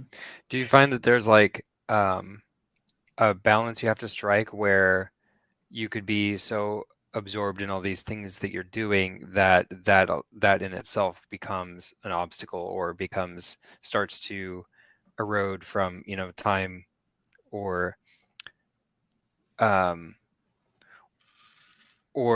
it's maybe just I guess too in your face for your wife? Or do you Yeah. find that she's open to like all of the practices that you're doing? Or do you try to keep it somewhat low key when in your house? Is what I'm thinking. Yeah. It's hard but when she knew that when she was getting, the part of getting in a deal with me is, and I said on our first date, there are a couple things I said was, if drinking was important to you, then I'm not the guy for you and you're not the gal for me, because I'm in recovery. And I said, and I'm also really into Jesus. So if that doesn't sound good to you, then you're not the girl for me and I'm not the guy for you. And it didn't scare her away. She goes, no, that didn't scare me. So, but yes, I can be a fire hose at times, and I've had to throttle back. And I've also had to communicate, which is like, now since I've come into Orthodox church, like I'm not a house church pastor anymore. I'm not preparing a weekly sermon. I'm not doing those things. But I did give my life to that. So in many ways, like I don't golf, I don't fish, I don't do anything. My time outside of work and everything else has been, what used to be Bible study, commentaries, men's group stuff. Like that's really what my life is, right? So, but yes. And the other thing I need to communicate, which is really important, which is I love this. Not that this stuff is easy. Like, listen, I wish I could, like, sometimes the services are really hard. You're standing, it's long, or, particularly if it's a midweek service, you've worked all day, it's 7:00, but I do love it. One of the things I've had to communicate to her is like, you don't have to, like, for example, go to as many services as I like to go to.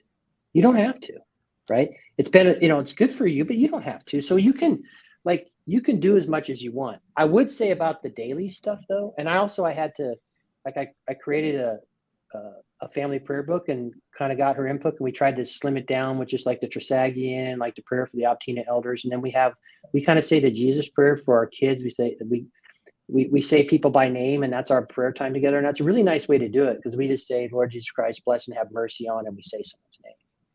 And then if we can have some time to mention, so I had to simplify that down.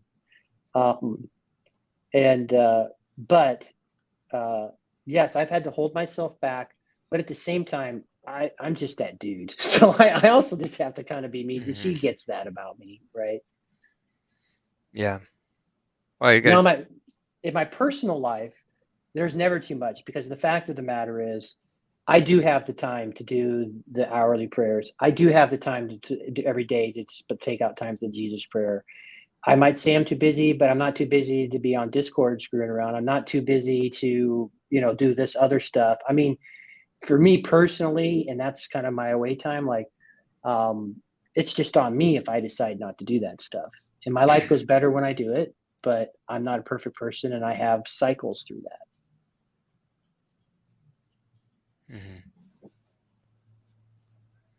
There's some people that are new, showed up to the church, in recent years, and it's like the man is into it and wife is really not. And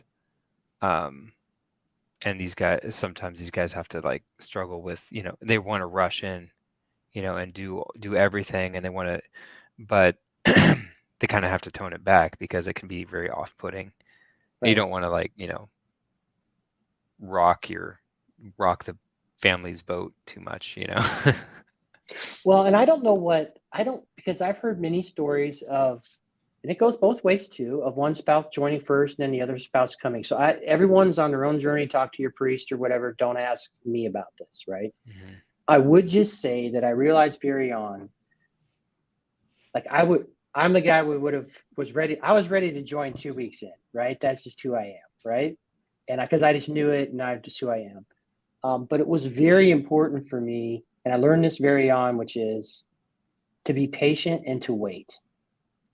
There's nothing wrong with waiting 2 more years past where you were ready and you were catechized and your priest would have chrismated you or baptized you or whatever. I think if you're married, I don't think there, here was my thing was, it was important for me to give it as much time as possible because we are one flesh and I wanted to join with her together, because that's going to be me. Like, we're going to be able to do that. We're going to be able to do that together, same day, like we get to experience all that newness together. So to me, that was very important to me. And I wanted to be very patient to see if I could allow that to happen. And I'm just very grateful that my wife is open-minded enough and would pursue it enough, even when it wasn't something she didn't want to do, that she's now come around and she's starting to see these things. And she was the one in January said, we need to join finally. Right.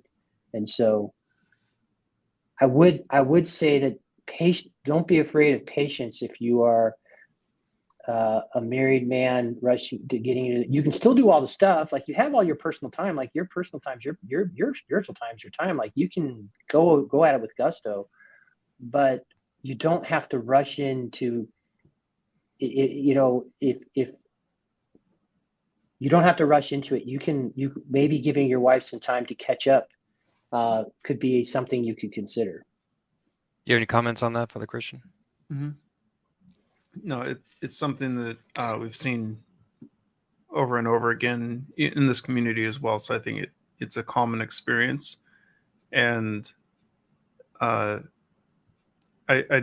tell people, Father Jim does as well, take your time and be careful, because it's very easy to begin transforming your home into like a display of iconography and to make it look like a monastic cell and burning incense, and there's chanting playing all the time, and the rest of the family is just like, what is going on? And that's a difficult thing to struggle with, for sure. And and I've seen fallout from not taking that approach of patience. And I think that patience is a good thing, like you said. Marriage is unto our salvation because it requires for me to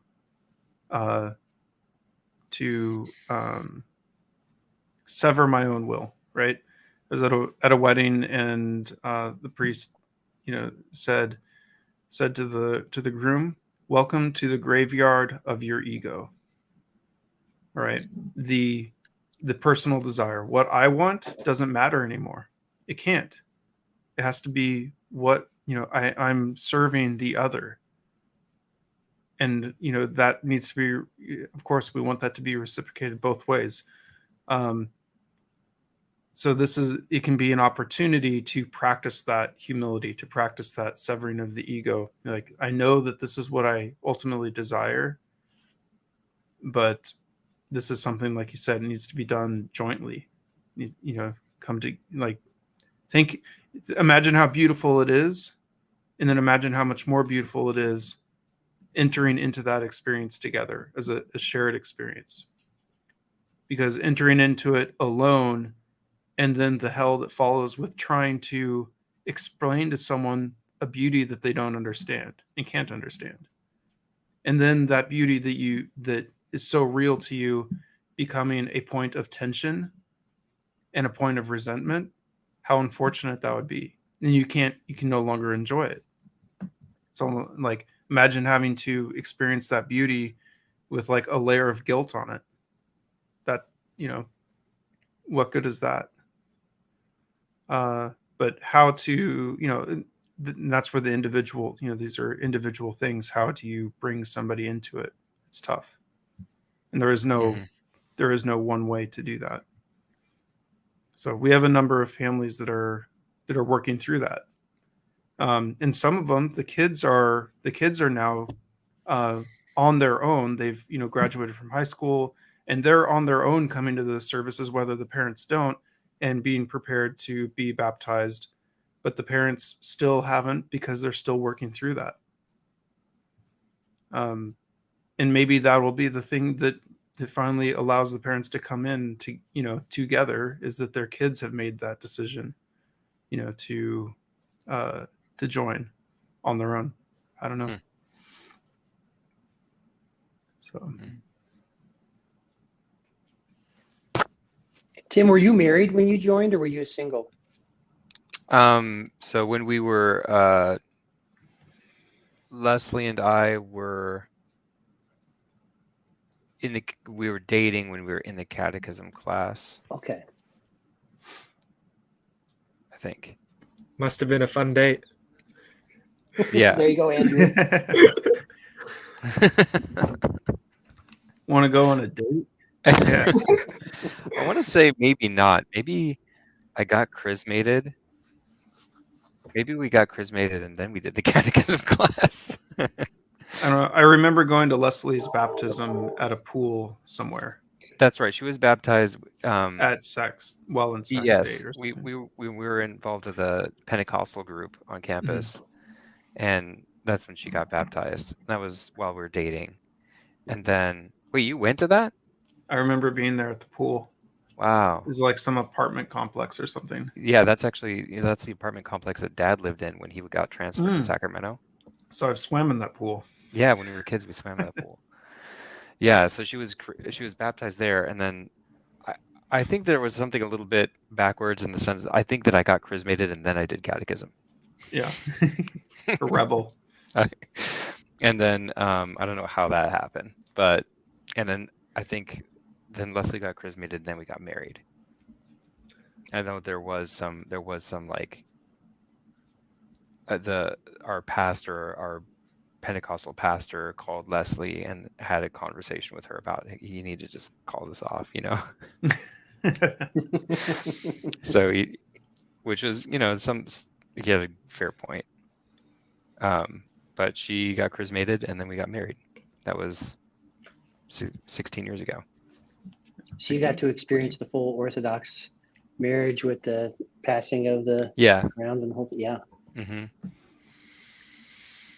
Because I've been to, so I have, I've spent some time in Antiochian church, went a couple times to OCA. I spent most of my time in the Greek Orthodox church. It's closest to my house, and met some really wonderful people. But then I really love Father Mark. He's amazing. He's a very calm, quiet. That's your priest there? Yeah. I just really, really, really liked him. I really like him. So, and it took a while. I'll be honest. It took a while there were some people right out of the gate. They were very friendly, but it took a while for people to warm up a little bit. But I was okay. I didn't need to be welcomed as much or whatever, but it probably took about 6 or 7 months for certain folks would seek to ask your name and stuff. So I'll tell you what I am finding. I don't know if you're finding this, Father Christian, or if you're seeing this, Tim, in your church, is over the past 2 years, I've run into, so literally 5 minutes from my house, 1, 2, 3, 4, 5, 6, 7, 8. At that church, I've run into 8 young men who have either watched Jordan Peterson, Jonathan Pageau, or something, or Jay Dyer does it Josiah Tranum, lots of different ways. And then they're finding their way into the Orthodox Church. There's there's a lot getting kicked up in the wake of young men. internet. And that's Andrew. Look at him. He's smiling. He's like, yeah, that's me. Yeah. Mhm. I'd say 90% of our current catechumens have expressed some sort of, in their stories, expressed some sort of influence by Jordan Peterson and, the likes, as part of their process of finding themselves at the, in the Orthodox Church, which is really interesting. Mm-hmm. Mm-hmm. Andrew, What are is- there other young guys like in the Coptic Church? Are there some Jordan Peterson types finding their way in the Coptic Church, or are you just that unique unicorn? No, not really. There's not many catechumens in the first place for the Coptic Orthodox Church. So, I met one other Copt at Chino. So that was pretty cool. Yeah.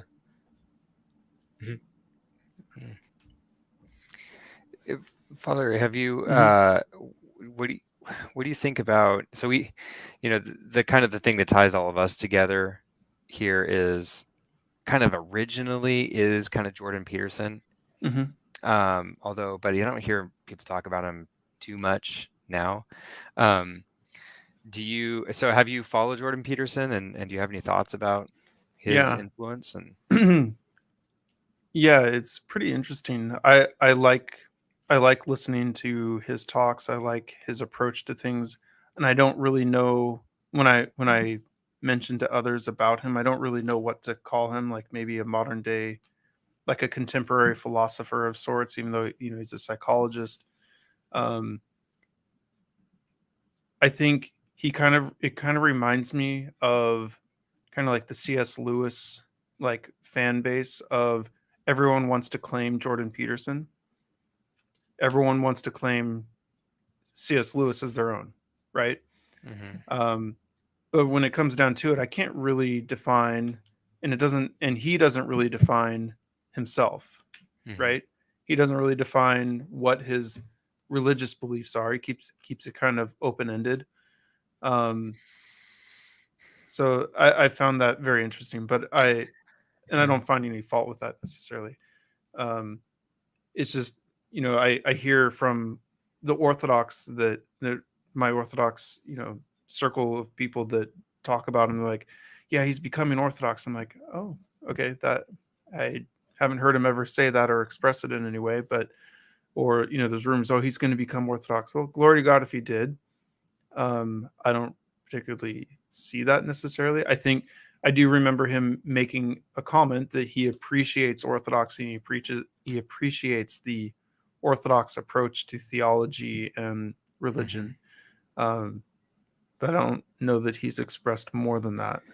No, but I do think he's very open about what his beliefs are, where he is, but he's not there. He's not there. I think he's being totally open when he says, like, I just can't do it, and he has his problems, and he's like kind of, halfway in, halfway out of the church. He's not in any church in particular. Oh yeah, Gregory Witcher, quote, "I feel most comfortable in Orthodox services." That's a recent quote because he said that was like the most uncomfortable he'd ever been earlier on. Yeah. And I do see the development, because when I look at the stuff that I've seen, I don't follow him closely enough to hear all the thing, like his most recent, interview or his most recent whatever. I get little snippets of it. I've read little bits of his works. And for anyone, it's a process. So yeah. So I think that's cool to hear him say that he's most comfortable in it. Like, that's great. Yeah, I think that's cool. Which is a big transformation because, like I said, like, I think he used to say that he was squirming, or Jonathan said that he brought Jordan Peterson like years ago to church, and he said he was like squirming like a little kid, like he just super uncomfortable. Yeah. And then I remember in a interview, Jordan was saying that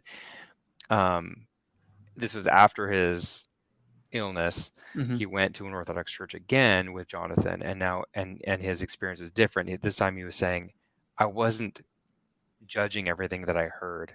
I was Mhm. more like, what do I know?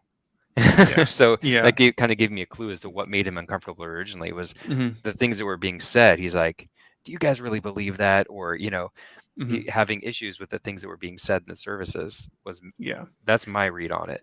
Yeah. And now he's kind of like humbled. Yeah. He mentioned in a recent something that was, interview or whatever talk, said that he referred to Jonathan Pageau as the greatest, in his opinion. He said, in my opinion, he's the greatest theologian today. Yeah, I heard that too. Mm. Yeah. And I forget which talk that was. John Vervaeke, who's another, I don't know, have you ever heard of John Vervaeke, Father? Mm-mm. He's another kind of in and around this group. He's a professor at University of Toronto, so he professionally knew Jordan Peterson. He says that Jonathan is now John Vervaeke is not a Christian. Mm-hmm. He's not in the church or anything, so he may not know the full import of what this means when he says it, but he said that Jonathan Pageau is like a modern church father. Mm-hmm. I thought that was funny. I don't know what I think about that. I mean, Yeah, who knows? yeah. I definitely like what the work that Jonathan does. I think it's been very beneficial for me for perspective. I particularly like the videos where he's analyzing various film and pop culture. Mm-hmm. I think that stuff's brilliant. Mm-hmm. Yeah, I'm So one of the just- weird people that I was searching for sermons, a specific topic, and a Paul Vanderklay sermon came on, so I watched it. And then a couple days later, the algorithm pitched me the very first Randos talk he did with Grim Grizz.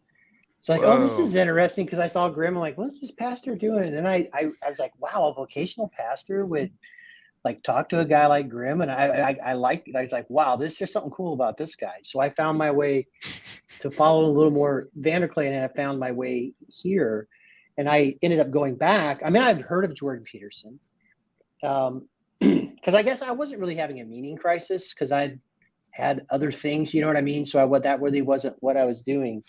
But the person in this corner I just love Paul and what's come around him, and the way he fosters conversation. But the most impactful person to me was Jonathan Pageau. The way that he opened, it was Jordan Peterson's biblical series. I like that, but how Jonathan opened up, and I'd say Matthew's language of creation. Those things while I was coming into Orthodoxy, which then allowed me to see what, really open my mind up to just let like the iconicity work on you in the church. You know what I mean? Like to just kind of open that up, and then also open yourself up to the more mystical, allegorical readings of scripture, and then opening that up to, I'm very much a charismatic Holy Spirit guy. So like if you tell me that we would pray for the Holy Spirit to come down and shape and bless the gifts into the body and the blood, I'm like, yeah, that's what the Holy Spirit does. Like, yeah, let's do that. So yeah, I was a little bit different in that I like Jordan, but Jordan hasn't been a focal point for me. And Jonathan was very impactful. Still is. Mm-hmm. I think that John Vervaeke hadn't had many interactions with Orthodox people. And so that's why he says Jonathan is a time-traveling early church father, because he recognizes the writings of the early church fathers in the things that he says, Yeah. Excuse me for a minute. I'm going to go check next door on the event that's going okay. on. I'll be right back. Yeah, I'll be back in a minute. Okay, cool.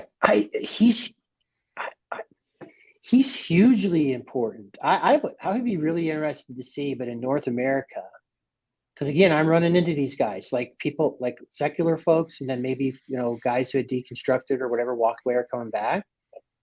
I'm telling you, like 80% of them, Jonathan Pageau is playing a big role. And that's just 5 minutes from my house, dude. Like, I'm in Kansas. I live in Kansas. 5 minutes from my house. I think it's quite amazing. Mm-hmm. Yeah. So maybe I can convince Father Christian to kind of like, get in on a little bit of this stuff that, where he's not I don't think he's read Matthew's book.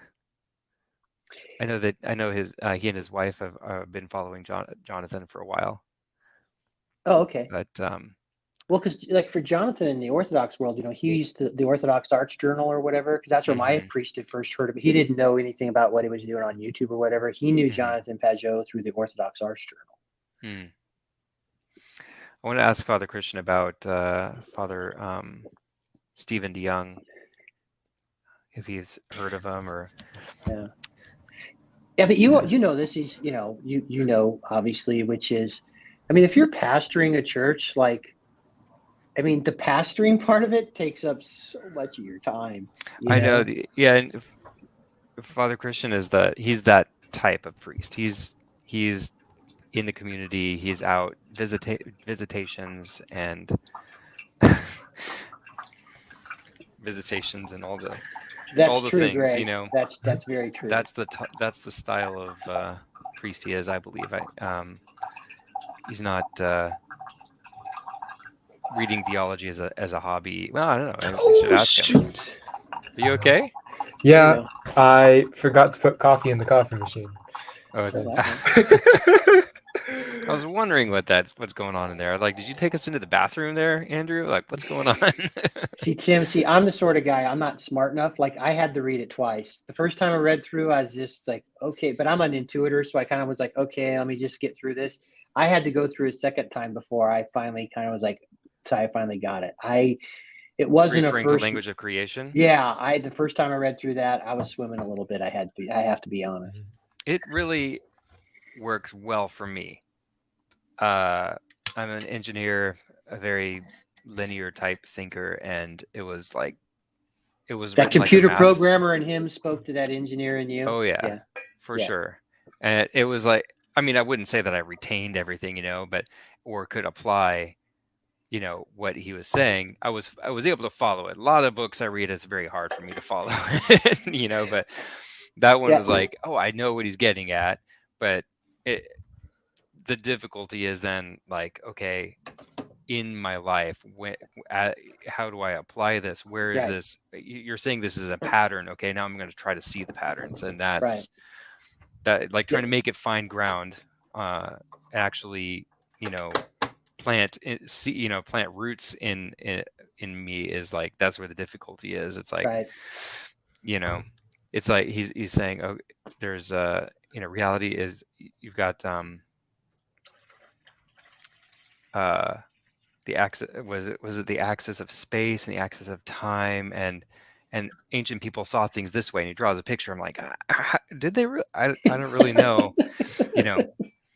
Yeah, but no, that's what I would say, because for me, I don't feel like I have it unless I can explain it, and then I can solve the problem by seeing it. You know what I mean? Like, because I was really like, I was following things, and there were some things I could touch with, and I could tell I really liked it. But I was like, if you'd have given me a problem, I don't know that I could have drawn the symbolism or whatever. And it took me that second time through to where I could, okay, now I can anticipate what this next page is going to be,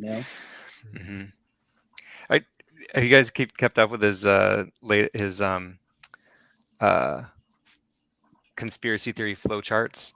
Everything. I'll tell you what, I'm here for it. Everything he's doing on Twitter is so good. Did you see those mediations that he came out, those pictures of like in the garden and stuff like that? He did that about 4 weeks ago. Well, and then he's like, and I'm here for it. I'm here for Matthew Pageau.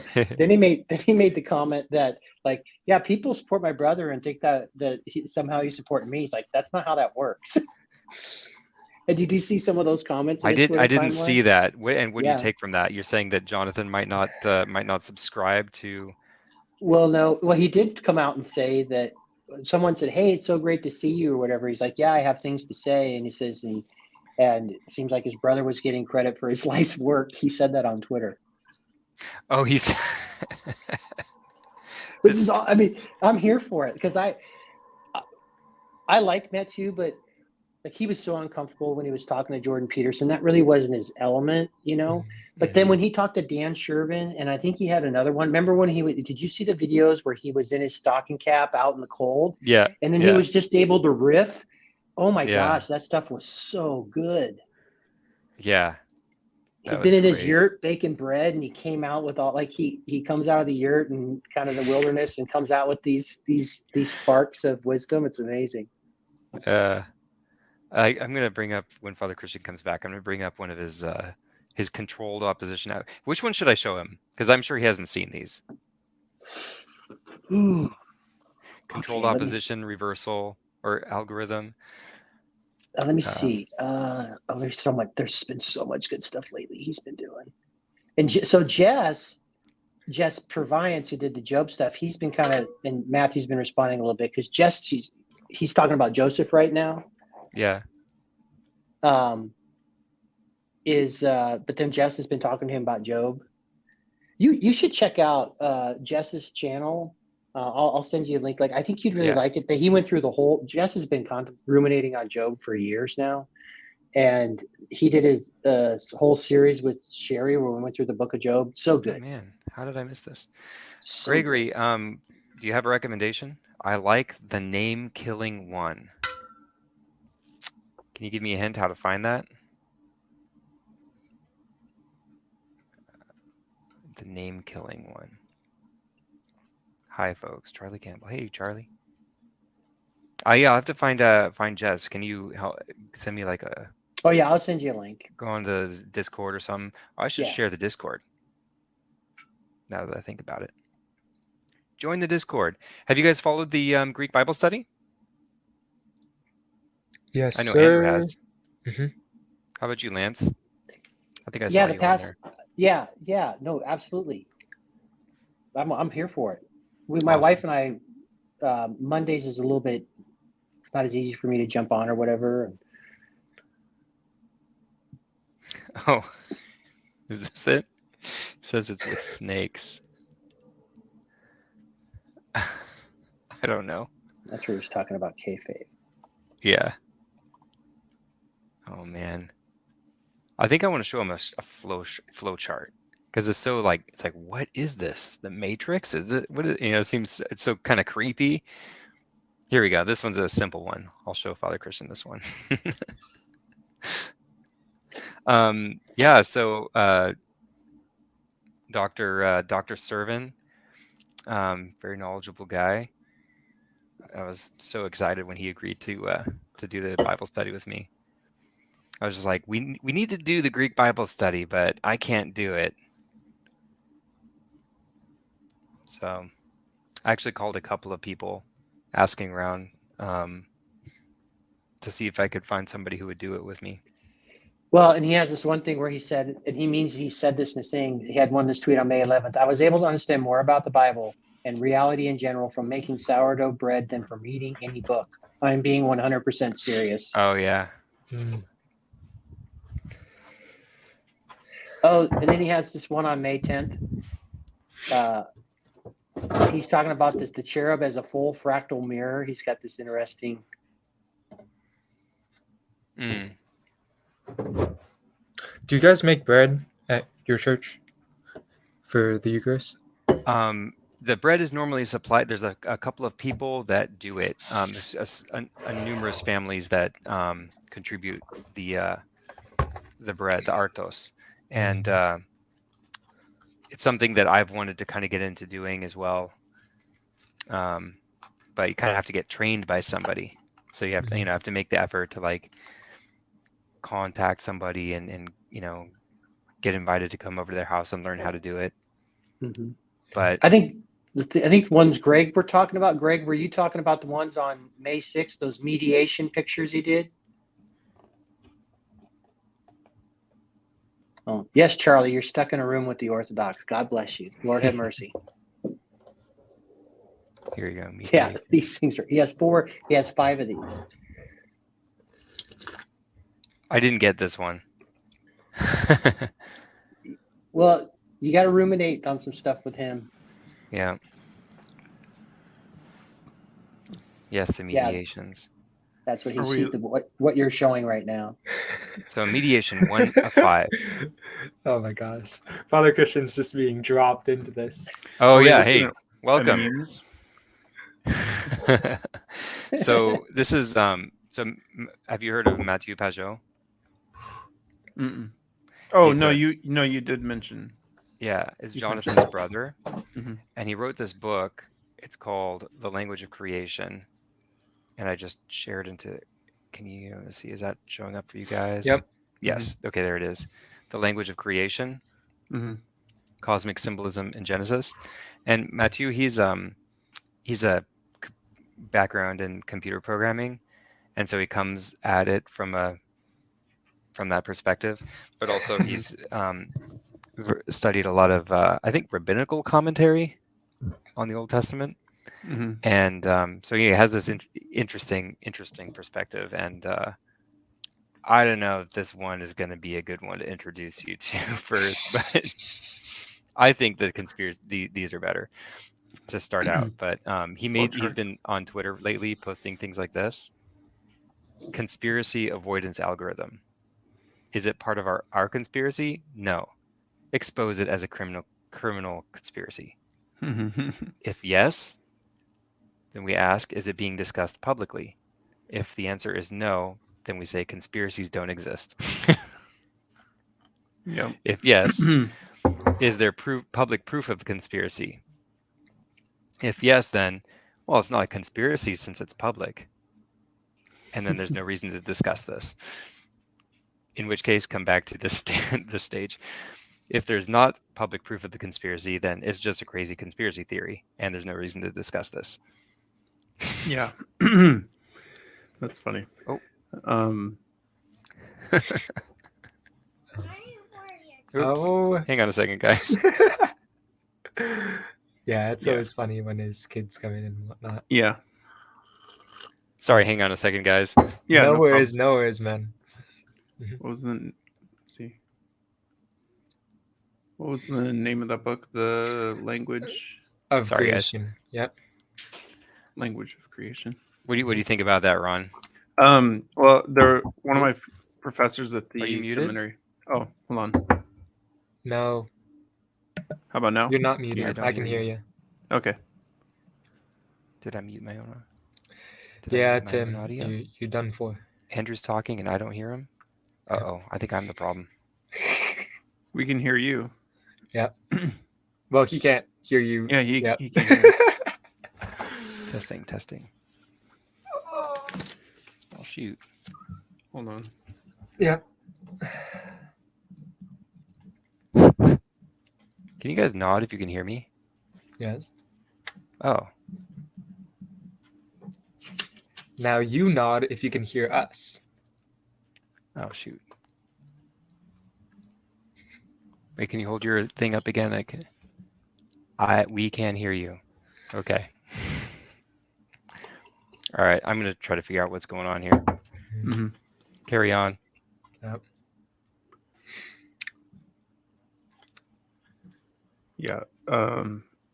Conspiracies are interesting. We had a Romanian professor at the seminary who, in his time in Romania, had been had his phones tapped by the state, on numerous occasions. And it got to the point where he knows the signs, like when it's happening. He knows. How about now, guys? I can hear you. I can hear you. Oh, Yeah. shoot. He knows It the was working signs. until it was working until he left. There were certain indicators. Then when he would pick them up, he knew that he'd be like, "Oh, they're tapping my phone again, like they're listening right now," and so he experienced that kind of draconian, existence, and they're tapping his lines because he was speaking out against the state and the the horrible things they're doing to the people, especially under Ceausescu and things like that. But then he came to Hey, the. sorry to interrupt, guys. Andrew, if I leave, will the broadcast end? No, you'll be fine. You either have to nod Yeah. or shake your head. I can't hear you. No, Yeah. No, it will not end, so I can leave it and come will back? not end. Yes? Okay, all right.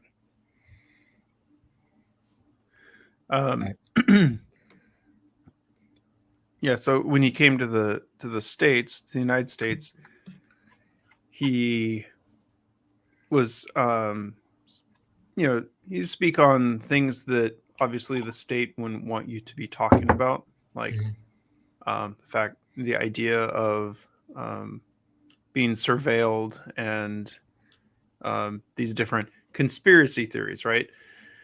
And he said the thing about a conspiracy theory, what is it? It's a theory about people who are conspiring. That's what it is, right? Okay. The thing it's a we're talking, but I mean we have theories about all sorts of things. Like I have a theory about, what the weather's going to do tomorrow. Well, what's it based on? Okay, it's this, that, and the other. Just because I express what I think is going to happen with the weather tomorrow, does anyone ever say, "Oh, that's just a conspiracy," or "That's just a theory," right?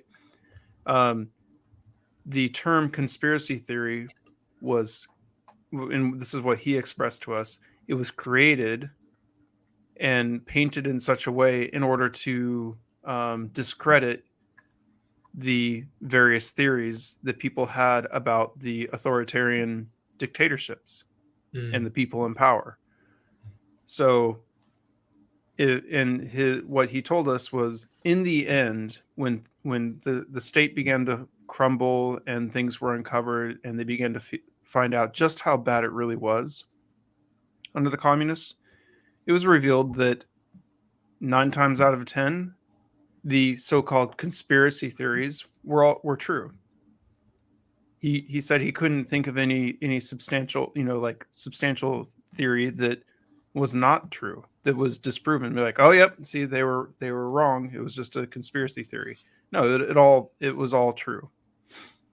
And I thought that was pretty shocking. I was like, oh my gosh, wow. So anytime I hear someone being labeled as a conspiracy theorist, I give them I pay a little more attention. I want to hear what it is they're saying. I want to find out why they're saying it.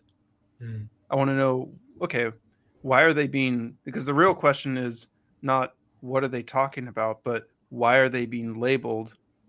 Why are people trying to discredit them and silence them?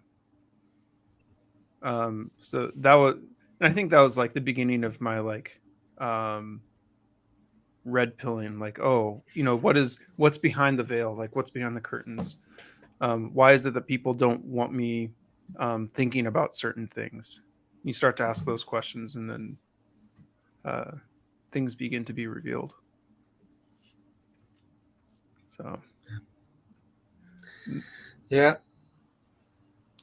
The interesting thing is, and that's why they have to try and shut down some of these channels, is we're finally living for the first time to where people intuitively know those things, to where with the way we can communicate now, they don't have control of all the levers and signals. And if you watch just mainstream media, you'll get one side of the thing, and then there's all this mountain of things that have been proven or shown or whatever, and people just don't even see it. It's a really interesting time. Yeah, it's what they call the parallel, like a parallel economy, or the parallel market, parallel media. It's a lot harder to control the narrative now. Yeah, I gotta go to bed, but Right. It was great talking with y'all. Yep, very nice to meet you. Yep, you as well. God bless. Have a good one. You too. Tim had to log off. He's trying to log back in. His we can hear him, but he couldn't hear us. Wow. So he's trying to troubleshoot that. So in California, so you're up. So where you're in Fresno? I'm in Fresno, so that's it's Central California. Yeah. So how many in the Greek Orthodox Church, like how many baptisms have you been doing over the past few years? Chrismations or baptisms? It's been a lot, especially following the lockdowns and all that stuff. Once I started holding a catechism class as soon as I possibly could, and not on Zoom. I was done with all that, so I did whatever we could to have that happen in person. So we met outside. It was really bad, like the draconian law here was pretty awful. Right. So we were meeting, and immediately that began to grow very rapidly, because there's just very few churches that were open and doing things like that. So that was one thing. And that momentum has not died out. If anything, it's been building ever since then, as far as new people coming in. And in addition to that, we had a whole backlog of baptisms, chrismations, and weddings, mostly, say, more weddings, but all these different sacraments that had been put on hold, because when people do a baptism or people do a wedding, they want to have a party. And they're like, well, if we're not going to be able to have a party, then we're not going to do the sacrament until we can. So that was a big thing. So it's just been like nonstop sacraments ever since last summer. With the break in the fast. So there's two sides to it, but we have had just a large number of people, relatively speaking, a large number of people coming in. Yeah, that's the same. It's been the same here in Kansas. And then, I know at the Antiochian Church and of the ACO, there has absolutely been an uptick post-COVID. It's interesting. Yeah. Can you hear us, Tim? Okay. Yeah, I got you now. I had to install Chrome. Yeah. And try again. Okay. Were you on Safari? No, I was on Firefox. I mean, it worked great, and then it didn't work. Yeah. Jacob had to leave. That was me. Jacob. Andrew. Andrew. Yeah. Andrew had to leave. But I just was on the topic of that flow chart that you showed. I mentioned a Romanian professor at the seminary who had been so frequently wiretapped in Romania that he knew, like, he would pick up the phone and he could tell just by listening to the dial tone if he was being listened to or not, if the call was if the call was actually private or not. And he said it wasn't long after he moved to the United States and he started teaching here, that his phone started getting tapped here too. And he's like, most people wouldn't know. Like, there's just subtle things that happen, and And he's like, it's happening now with me. And he said he'll use phones like other people's phones, and it doesn't do it. But when it's on a line that is known to be his line, it's happening. And I think, and he gave his ideas as to why, and a lot of it had to do with, the things that he's talking about, in draconian law and things like that. Last night we were having a discussion. So last week there was the conference in Chino, and Jonathan was there, and and others, and the comment was made that there probably is on somebody's desk somewhere a folder labeled Chino. I don't even know what that refers to. Or the Chino, the conference happened in Chino. It was, I don't know. I don't know what the conference. Sorry, this is so we call this loose conglomeration of YouTube channels that people consume. They call it the this little corner of the internet, and there's been a couple of conferences that have been organized by people that are sort of around this. And last week there was a conference that took place in Chino, and like near LA. And the comment was that, you know, Jonathan is, you know, he's not an American citizen, and he's associated with, I believe, the Romanian Orthodox Church, a former Soviet country, you know, and it would be surprising if there was not somebody assigned to him, a case officer assigned to him, you know. Yeah. And Well, and he's an ally of Jordan Peterson, right? Yeah. And, Who's on like the watch list. Yeah. And so this little conference of, like, you know, it's just bunch of randos, nerds, basically. a lot of nerds from the There's internet. probably a case or some sort of a file somewhere on somebody's desk about it. Yeah. You know. So what I mentioned about this Romanian professor is he told us that following the fall of communism in Romania, things began to surface, you know, and come to light, like, oh wow, this is what the state was doing. Oh wow, they were doing this, and so on. And he said that the overwhelming majority, like 9 times out of 10, these so-called conspiracy theories were revealed to be truths. So he's like, everything that people are talking about that were being put down or discredited with this term conspiracy theory, it was all true. The state was doing these things, which was, you know, to me that was eye-opening. I was like, oh, I couldn't imagine living in that sort of setting. And then 2020 happens and the world is turned upside down. Yeah. Craziness. And he also talked about the term conspiracy theory as a term invented to discredit those who were pointing out the evils of the state. Like, how do you discredit people that are talking about what we're conspiring to do? Just call it a theory, and paint them in as you know, tinfoil hat wearing weirdos.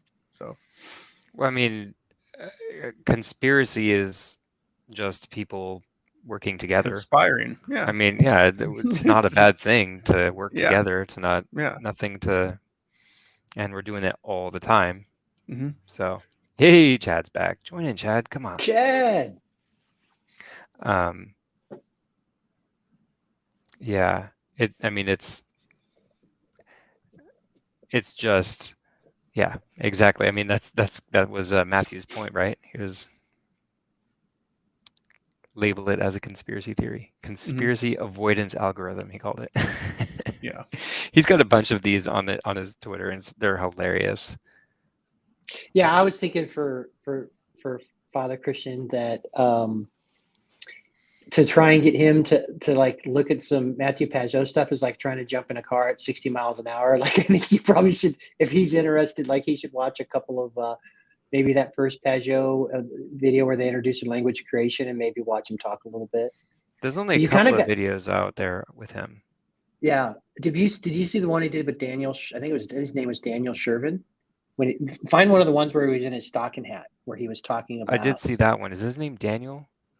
It's something Shervin. The guy with the ponytail, right? No, this guy did not have a ponytail, but he did 2 interviews in a stocking cap, where he's just hanging outside and just riffing after all of his ruminations when he came out of baking bread out of the yurt. It was awesome. Yeah, he said, I'll bring it up here. Let me share it. Last time I shared my screen is when things went south, but I love to live dangerously. So he says, I was able to understand more about the Bible and reality in general from making sourdough bread than from reading any book. I'm being 100% serious. And who is it that said this? This is Matthew, Jonathan's brother. Yeah. I can believe that. Not because I have any experience in baking bread, but just when you look at the Gospels, there are so many like analogies that Christ uses, and then when I actually have some sort of context, if I experience the context of these analogies. So, for instance, sheep. Christ is always referring to the people as a sheep and so on. And I think for the longest time, I just had a very basic understanding. And I even raised goats as a kid, and it still didn't click. But sheep are really, really dumb. Just like absolutely. And I think more recently, our parents got some sheep. They have 3 of them. And I just watch Oh, what yeah. they do. I just went out and I sat down in the pasture next to the sheep and watching the sheep dogs, like interacting with them and everything. It was unbelievable. Like things just started to click just in that moment, like of a very short period of time. Like, oh wow, this makes a lot more sense. Why, you know, like why Christ does it, refers to it in this way.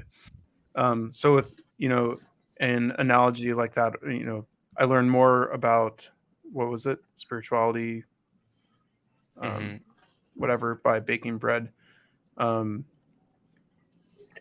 when we I do was these able. simple, Mhm. when we do these, perform these simple tasks that used to be basic, everyday tasks for humanity, um, the scriptures begin to open themselves up to us, and I think that's part of why uh, there's so much value in the uh, archaic way of living that we find at monastery settings, for instance, or you find very spiritual people in the Hoyo in the village, because they haven't separated themselves from that existence, from that reality. So The It's kind of like wax on, wax off or something. yeah.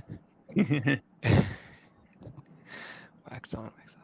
Jacob visited the If monastery I drop out, it's because last night. I'll have bad reception, so I want to apologize. Oh, no worries, man. I'm glad you're here. Sorry. Happy Friday evening, Chad. Happy So, Friday, evening, Mr. Jacob Lance. went up to the monastery of Life Giving Spring last oh, night. wonderful. Yeah.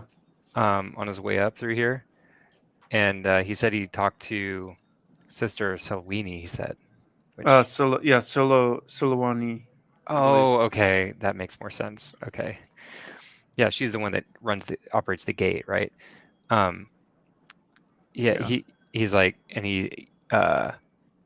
she showed him around the monastery and everything. And now this guy's a Jew, never ever been around anything like that before in his life, Mm-hmm.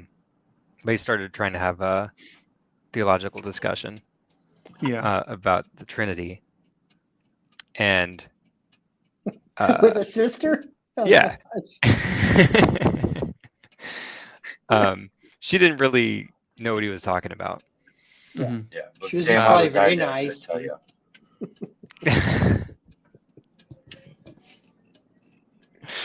So, but anyway, I'm sure that was a pretty cool experience for him. Yeah, we had the pastor at the Seventh-day Adventist Church across the street.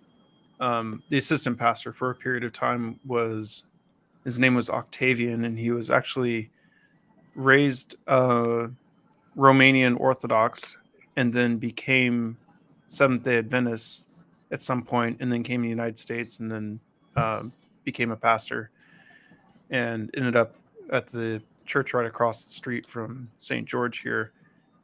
And I told him, like, oh yeah, I should go sometime. You should check out the monastery. You probably enjoy seeing that. Might bring back some memories of Romania. He's like, oh yeah, I'd love to do that.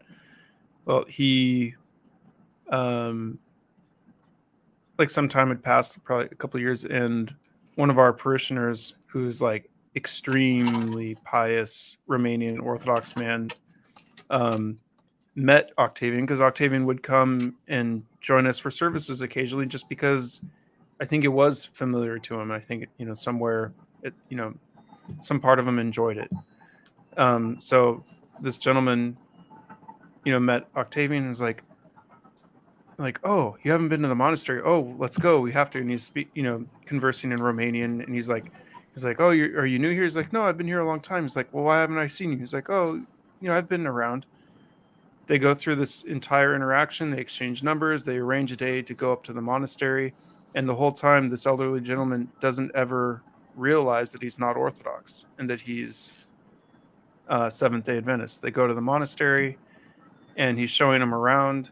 And it's only when they're having a conversation with one of the sisters that they realize that he's not Orthodox. And this gentleman, our parishioner, got just so upset and just like, how can you not?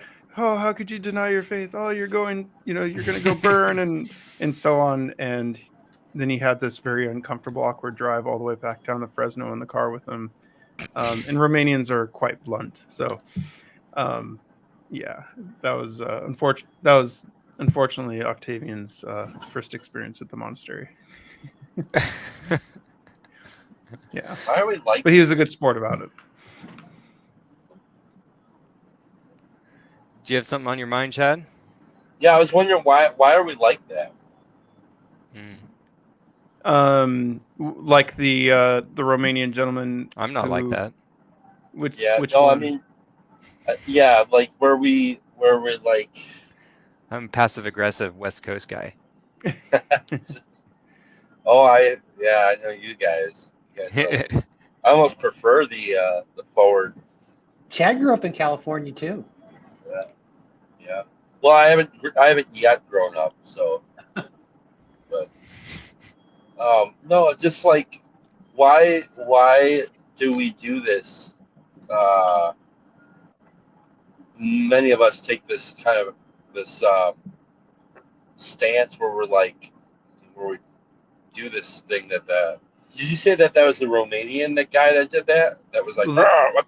They were both Romanian. One, but the gentleman who was going there for the first time was Seventh-day Adventist, and the elderly gentleman got very upset when he realized that this pastor had left his faith and become Adventist and so on.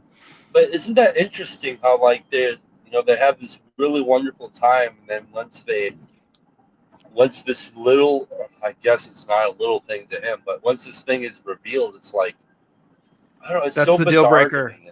Yeah, it's like it's sad to me because it is. It's like walking past a cliff and seeing a guy dangling there, and then being like, "Oh my God, let me help you!" And then you walk up, and he's wearing like a rainbow shirt, and you're like, "Oh, sorry, I don't help your kind." Yeah, sorry. Yeah, you got the Let's Make America Great Again hat. You can burn, or whatever it is. It's like it's so ridiculous. Yep. And it's like there's something.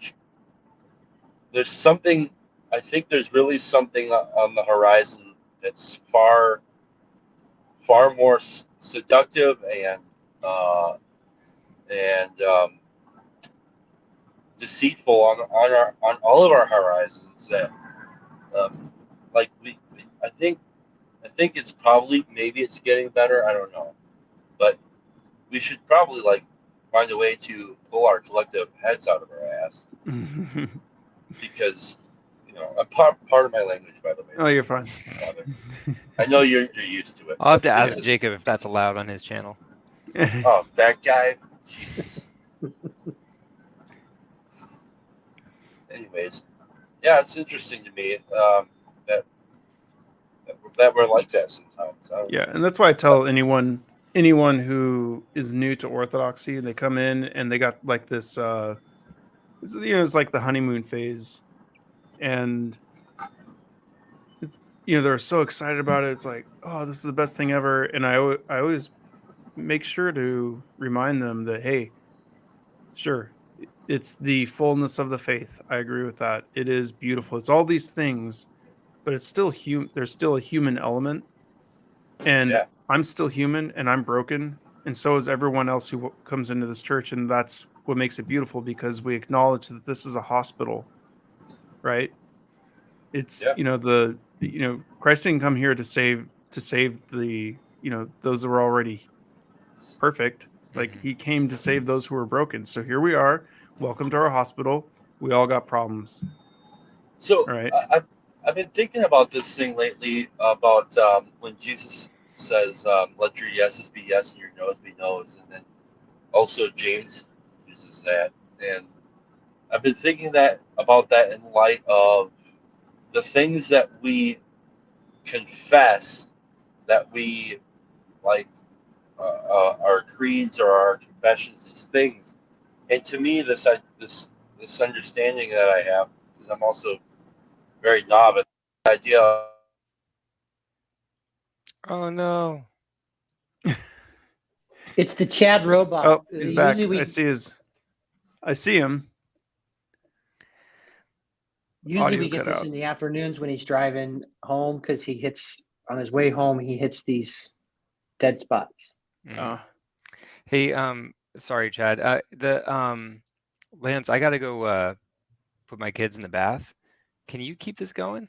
Do you want me to keep it going, or we could just? I would love it if Father Christian wants to stick around. I mean, I have to. I'm still here Okay. for probably at least another, I would think, a half hour. Okay.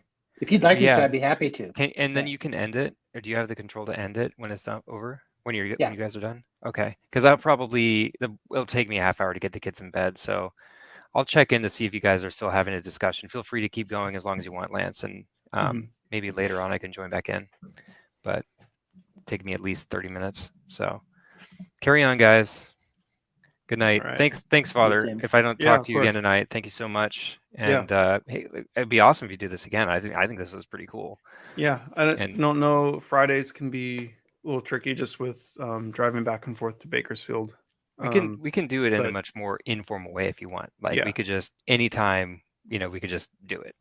So yeah, we if the time comes up, or we can schedule it too. So, but yeah. anyway, I we should think make it I think happen if we again. schedule it, we can probably make it happen.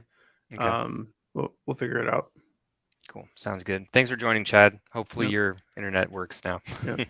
See you guys. Tim. Tell the kids hi. All right, I will. Chad, can we hear you? Oh, No, he's he gone. just disappeared. There was a question. I don't know where the chat is, but there was a Charlie question. asked, "Do humans have a sinful nature?" Asking for a friend. I know I do. There's the question of original sin. I think, and when it comes to that, I always say, well, I'm inclined to sin. And I think as that's like our fallen nature, is that we're inclined to that. And I mentioned the church as a hospital, and that's what it is.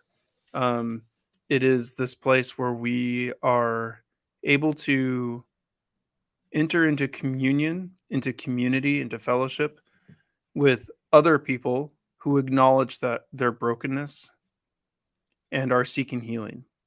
So the unfortunate thing is that all too often the church is not functioning in that way. It's not being what it is supposed to be, and that's on me. That's on that's on all of us. Mm-hmm. But you had mentioned recovery groups like AA. Those groups are a perfect picture of what the church is supposed to be. It's community.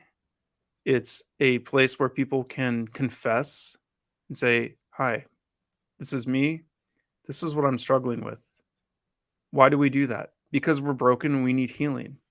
Mm-hmm. And the type of healing we're going to get, or we need, this is the only place we can find it, is in that kind of community where we have support and so on. The church fails when it's not functioning that way anymore. And it is the place where we go to show that we're already perfect. Right. So I'm all about, being respectful, wear your Sunday best and so on. But that has translated in too many cases. It translates into, oh, don't use your don't use your bad language when we're at church. It's like, well, so what that's implying is that it's okay to use that language, but we just have to put on a facade when we're at church because we don't want people to know that we're actually broken. but why do we come to church in the first place? If we don't acknowledge that we're broken, then there's no reason to be there. Mm-hmm. Does that make sense? Absolutely. I think that's one of the biggest paradigm shifts that I really, really enjoyed was the movement of you get all this courtroom imagery that I grew up in my Protestant, and there is that sense that original guilt versus kind of the original propensity to sin, those are two different things, right? And all this imagery of the church as being the hospital and the medicine of immortality, and just that kind of slight parallax shift that kind of encompasses the Orthodox Church. Like I really like that, and I think it is, and I think people in recovery groups, like one of the gifts you get with addiction is that you're sick because you have all these things that are going wrong. It's just so obvious. So we've been given the gift of desperation. Like we've been given the gift of knowing that we're sick.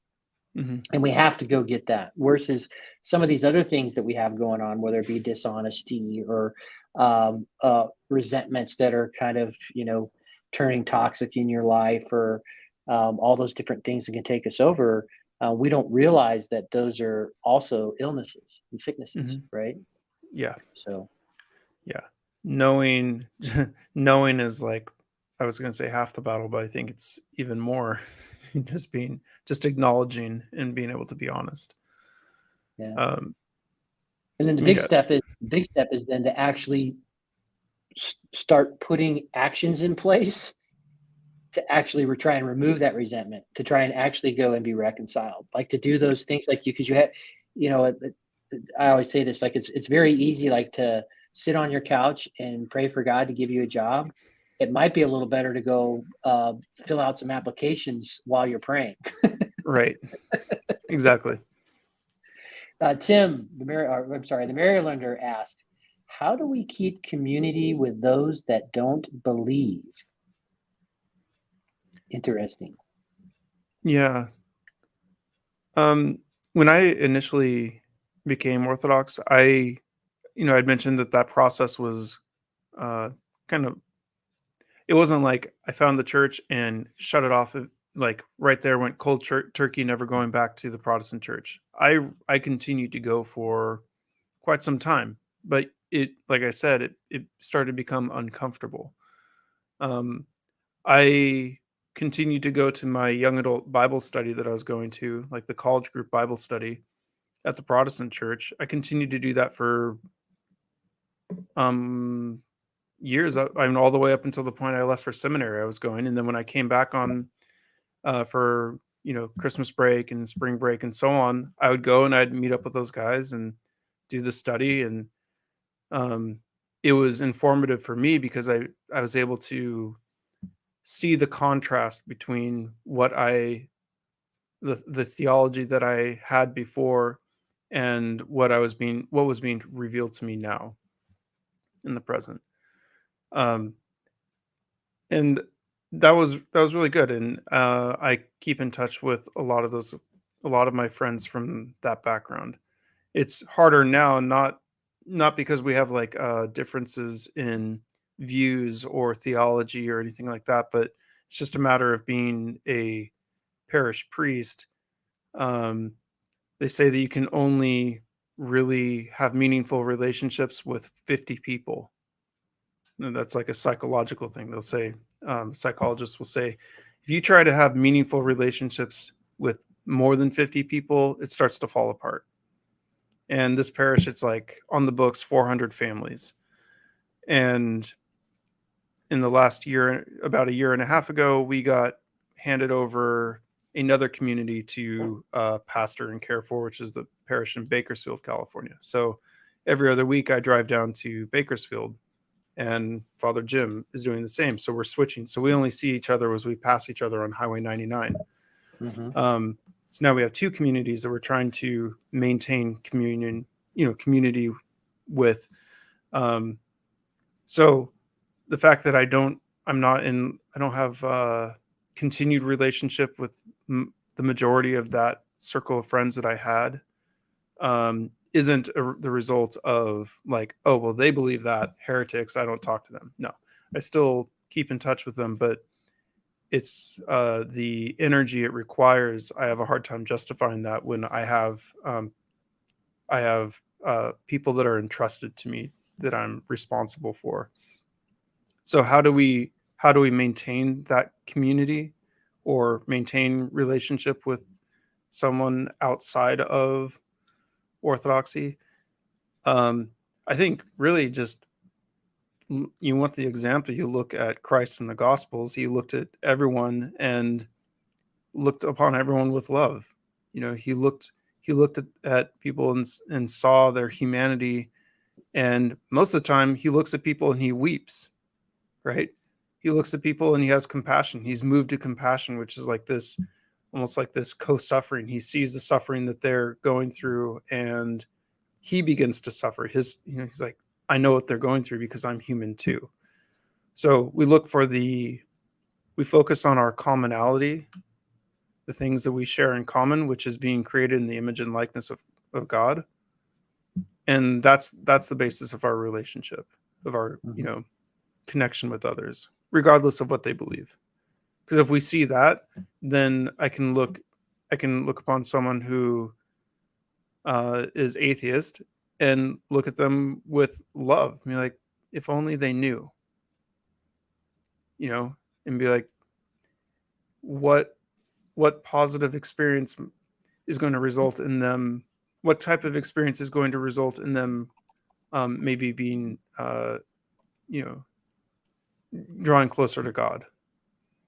And I just think about things in those terms as much as I can.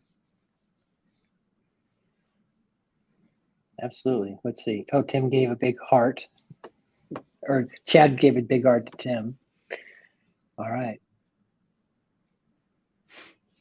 So did you, so we don't do any formal catechism classes. We do kind of some Orthodox answers, and really, like, our priest likes to just kind of spend time with people and get to know them and kind of figures individual paths. So do you do that pretty regularly? Do you do that, like, repeat it every, like? So we are meeting every week on every Wednesday night we meet. Okay. And the group is about, right now it's like 15 people. That's good. Yeah. However, I went and I was sitting in the class 2 nights ago, and I was counting and I was looking. I was like, how many of these people are already chrismated, baptized, whatever? And it was like 80%. So they've already done it, but they're thirsting, they're hungry, and which I was like, okay, mental note. We need more opportunities for them to come together with guidance, like study and guidance, because that's why they're there. They're continuing because they want to know more. And that's great, but the questions or the comments that they're making are at a different level than those who are just inquiring and are completely new to it. So it was a realization that there's a need for a new ministry that will fill that gap. Yeah. Which is great, because it's an organic growth in the ministry, rather than, okay, let's come up with what kind of group can we create to get people involved. Well, the people are involved and there's a need, so let's facilitate that. Yeah, I would encourage you to do that. I know that I just know there's a big hunger for it. And not everyone's going to do it, but the people that will do it. And the other thing that it would do is, even for, you have the new people or whatever, but it will bring more people into the church. Well, it'll help first. It'll help the people that are in the church to move further up and further in, as C.S. Lewis would say. And then, those are the sorts of things that kind of gives people a little scaffolding, to kind of come in, and it fits a little bit. Like, that is a good way also to, again, like, almost give Protestants a little scaffolding to kind of get in a little bit. So I would keep encouraging that. Yeah, because it takes some humility. Let's say you're, if I think of myself when I was Protestant Christian, and before I had any interest in becoming Orthodox or anything like that, if I were to go, you know what, I want to learn a little bit about Catholicism, let's say, it would take a great deal of humility to go to a Catholic catechism class and be like, I want to learn, because it's a little threatening, because the expectation, or I know because of myself, like if someone walks into my catechism class, I'm like, oh, I want to convince them that this is the way to go. And that's like it's like hanging over my head and influencing what I'm saying. So I have like this agenda, right? Whereas a ministry that is, hey, let's get together and we're going to study, just different topics on the faith, whether it be theological or liturgical or whatever, that could be maybe a little less threatening than the class that people go to convert. Right. There is, I'll tell you, a book that I've read it, and the more I participated, I keep going back to it. But there's a book by Hieromonk Gregorios, elder of the cell of St. John the Theologian, on I can't say it, but a monastery on Mount Athos. Mm-hmm. Commentaries, Divine Liturgy, a commentary in light of the Fathers. Mm-hmm. It is, and they published them on New Rome Press. It's really a pretty book, but it steps through from Orthros and Matins. It basically steps through. Here's every little step, and it'll stop almost like it's effectively almost sentence by sentence, but section by section. And then it gives all this mystical description of what's going on here and why it's really amazing. That's cool. Yeah. And I think that would be, I'm just telling you as a guy, so this is just, someone who's new and is really enthusiastic about it now 3 years into it. I think to be able to go through that, because what I found is to some extent that there are people that have been in church for a long time, and they don't know some of the amazing things that are actually happening. Mm-hmm. Like we're participating in the one mystical supper. Yeah. I mean, guys, you understand what we're doing? Like, this is what, so many of these. Yeah, it's amazing. I always hammer home like the point. No, this is not symbolism; it's sacrament, and let's understand the difference there. Because once you get that, then it's like you can't help but walk in and be like, oh my gosh, this is what's happening right now. Yeah, we are among the cloud of witnesses. They are present here with us now. Mm-hmm. It's wild. Yeah, I think one of the things they talked about in there was, and it was a saint that ultimately, when you're doing the proscomedia, you're doing in the Orthros and the Matins, when you're preparing the gifts, when you get to the point where you got the lance and you're saying the prayers and you're ready to do it, he couldn't do it because he wouldn't pierce the body of Christ. Like, he just kind of was undone and just decided, I can't do this, because he was realizing he was actually doing it, Mm-hmm. Yeah, there's so much amazing stuff, and I get why, like, those aren't the things you want to talk about like the first time someone walks in the church. Like, that's okay, like, just come and step by step. But as you start moving up in the thing, I do think that as these layers just start to be revealed, it's just I just find it. And one of the things I needed to resign myself to, and you needed to even do that as a young man, but which is, there's never any way I'll consume all the books or understand Orthodoxy to its fullest. So this, I don't have to try and consume it all. Yeah. And I think I'm just trying to kind of find maybe an explanation, not the explanation, of why coming from Protestant Christianity into Orthodoxy, there was that feeling that that's what we have to do. We have to consume all of it. And part of it might be because as a Protestant Christian, I can show you my resource. So I have this, I got a library of books behind me, as Orthodox, but when I was a Protestant Christian, this was my resource, right? The Hallmark Precious Memories Bible with the little, there's one with the little pictures in it and everything. So I have a set number of books.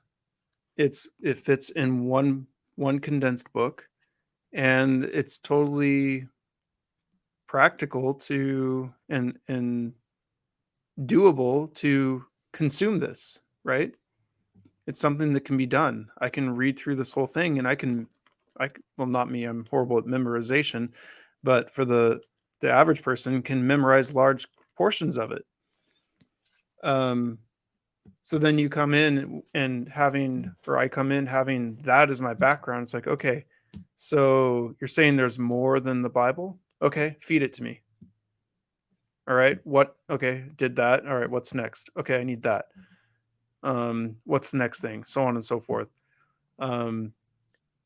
Whereas there is a difference with those who are, and I'm not saying that this is just a generalization. This is not how every person who is born into the Orthodox Church sees things, but there's less emphasis on consuming everything, right? It's do what you can. It's good for you. Pursue it. So the question came up earlier tonight about should we read the Philokalia? Why not? But it's not like coming from the Western perspective of you have to read this. Well, yeah, I mean, it's the only thing we got, so that's what I'm going to do. But I have on my shelf behind me, I have the books that I've read, and then I have the books that are to read. And the shelf with the books that I haven't read yet and are on my list to read far outweighs the ones that I've actually finished. And of course, a lot of them I just relegate to purely reference material because I'm never going to sit down and read the entire, all the homilies of St. John Chrysostom. I'm not a prolific reader. I can't do it. But when I can and what I can do, we do. I think one of Father Thomas Hopko's 55 maxims is read good books a little at a time.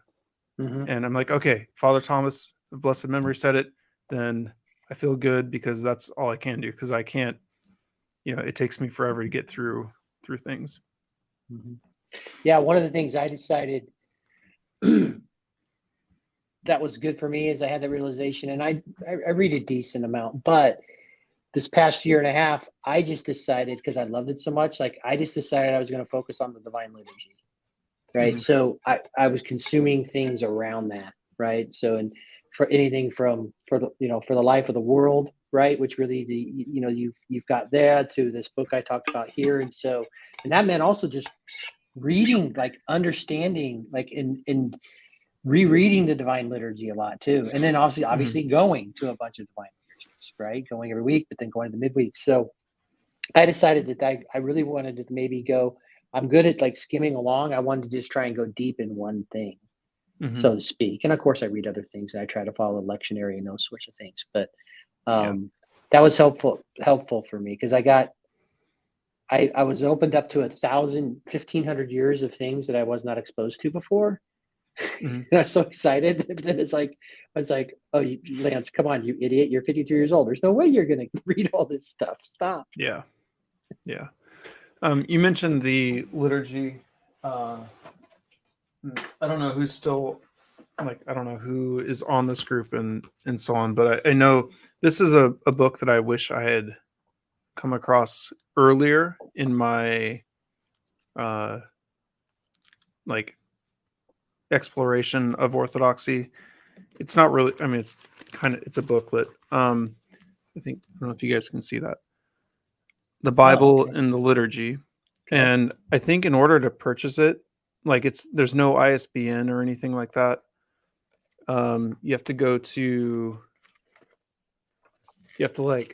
write him a letter. Is that Eugenia's husband? I don't know. Because Nasser is a relatively common name.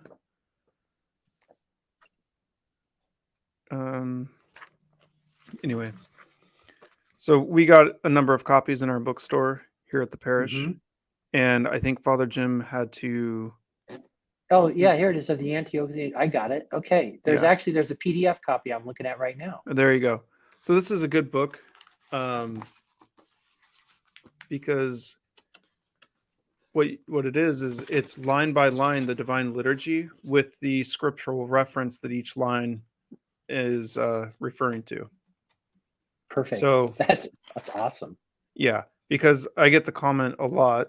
Oh, so Orthodox Church, you guys don't really read the Bible, do you? I'm like, oh yeah, I mean we do, maybe in a different manner, but we do. And then, oh, but your services, there's like no scripture. Like, Right. you know, you only have the gospel reading. It's like a little tiny thing. Like, what's up with that? I'm like, okay. And I wish that I had the mind where I could, you know, reference these things and say, okay, blessed is the kingdom of the Father, Son, and Holy Spirit, now and ever into the ages of ages. Amen. Where does that come from?